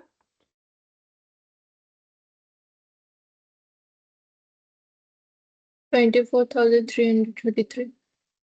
हाँ, 24,333 हो जाएगा। तो ये हम लोग का हो गया क्लोजिंग स्टॉक का वैल्यू। तो सिर्फ मेटेरियल का हमें ध्यान रखना है कि मेटेरियल का जितना हम लोगों ने मेटेरियल खरीदा है और नॉर्मल लॉस को लेस करके एक्चुअली, मतलब ये हम लोग प्रोडक्शन में यूज कर पाएंगे ये 900 यूनिट। ठीक है, लेकिन फिर लेबर और प्रोडक्शन में ये 700 क्यों अलाउड होता है, क्योंकि जितना यूनिट हम लोग प्रोड्यूस करेंगे, जितना यूनिट को यूज करेंगे प्रोड्यूस करेंगे, देखो लेबर इसका मतलब 700 यूनिट मेटेरियल पे ही काम करके उसे फिनिश गुड्स बनाएगा, और उतने यूनिट पे ही प्रोडक्शन ओवरहेड लगेगा।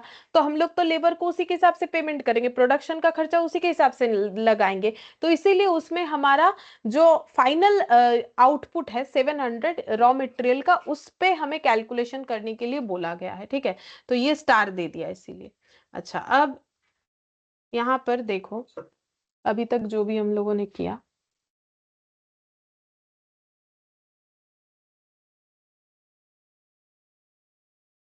ये सब मैंने लिखवा दिया है। ठीक है,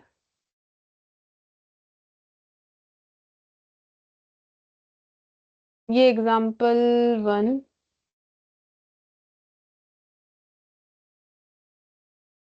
हाँ, ये वाला देखो यहाँ पर बोल रहा है cost of partly finished unit. अच्छा, ये WIP का बोला, ये लिखवाया है, इसको इस एग्जाम्पल से नेक्स्ट क्लास में समझा देंगे। यहाँ से हम जस्ट इतना दिखाना चाहते हैं कि कौन कौन सा पॉइंट हम लोगों ने किया है। ये रहा, ये देखो, ये वाला 1 lakh unit production per annum, fixed overhead इतना है और नॉर्मल कैपेसिटी है 18 लाख। तो ये केस 1 और केस 2 ये 90,000, ये वाला हम लोगों ने कर लिया है। ठीक है, एग्जाम्पल 2 वाला, वो 20 और 19 वाला। ठीक है, जो मैंने पूछा कि कितना करके होगा, शायद यही वाला है।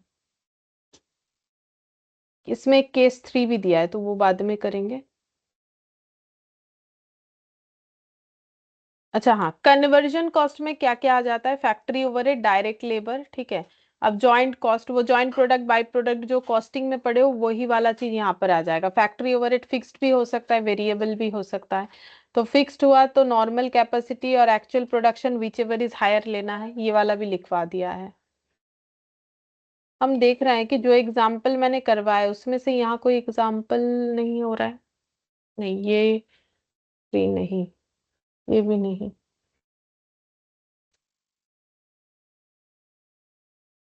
ये इलास्ट्रेशन वन बता दो, ठीक है, ये करने लायक है। देखो ये वाला लास्ट, यही वाला करेंगे आज। What will be the value of closing stock, बोल रहा है company deals in three product A B C which are neither similar nor interchangeable. मतलब ये प्रोडक्ट सिमिलर भी नहीं है, मतलब एबीसी एक जैसा भी नहीं है और एक दूसरे के साथ इंटरचेंजेबल भी नहीं है। Eight the time of closing of its for the year 2001 2002, the historical cost or net realizable value of the item of the closing stock are as follows। historical cost और net real, historical cost मतलब जिस cost में इसे खरीदा गया था, और इसका एनआरवी ये बताए, तो वैल्यूएशन ऑफ क्लोजिंग स्टॉक क्या होगा। तो कॉस्ट और NRV whichever is lower, तो ए का क्या होगा वैल्यूएशन, बोलो। कॉस्ट और NRV whichever is lower, तो ए का कितना होगा 28, 28, बी का 32, सी का 16। 16, तो टोटल कितना हो जाएगा 76 हो रहा है शायद, देख लो एक बार। हाँ मैम। तो यहाँ पर देखो वही किया है 76, क्लोजिंग स्टॉक कितना होगा, बट एक लाइन लिखना पड़ेगा ये टेबल बना के। क्या लिखना पड़ेगा, यहाँ पर बोला है as per AS two valuation of inventory, inventory should be valued at lower of cost और NRV whichever is lower, या फिर लोअर ऑफ कॉस्ट और NRV. Inventory should be written down to net realisable value on an item by item basis in the given case, ठीक है। तो inventory को हम लोग कौन से वैल्यू पे दिखाएंगे, जो भी वैल्यू पे हम लोग क्यों ना दिखाते हो, ठीक है, कॉस्ट और NRV whichever is lower, लेकिन आइटम वाइज, ठीक है, इंडिविजुअली एक एक के साथ एक का कंपेयर होगा, टोटल में हम लोग कंपेयर नहीं कर सकते, ठीक है। तो ये मैंने जो भी एग्जांपल अपने हिसाब से करवाया है, और इलास्ट्रेशन वन ये हम लोगों ने कर लिया, ठीक है। अब इसके बाद इसमें जो भी क्वेश्चन बचा है, ज्यादा क्वेश्चन है नहीं, इलास्ट्रेशन 2 3 4, 4 MCQ, 6 7 8 9, ठीक है, 6 7 8 9 MCQ, और कुछ एग्जाम्पल्स इनका इसके अंदर जो है वो हमें करना पड़ेगा। ठीक है, आज हम लोग इतना ही करते हैं, बाकी नेक्स्ट क्लास में करेंगे।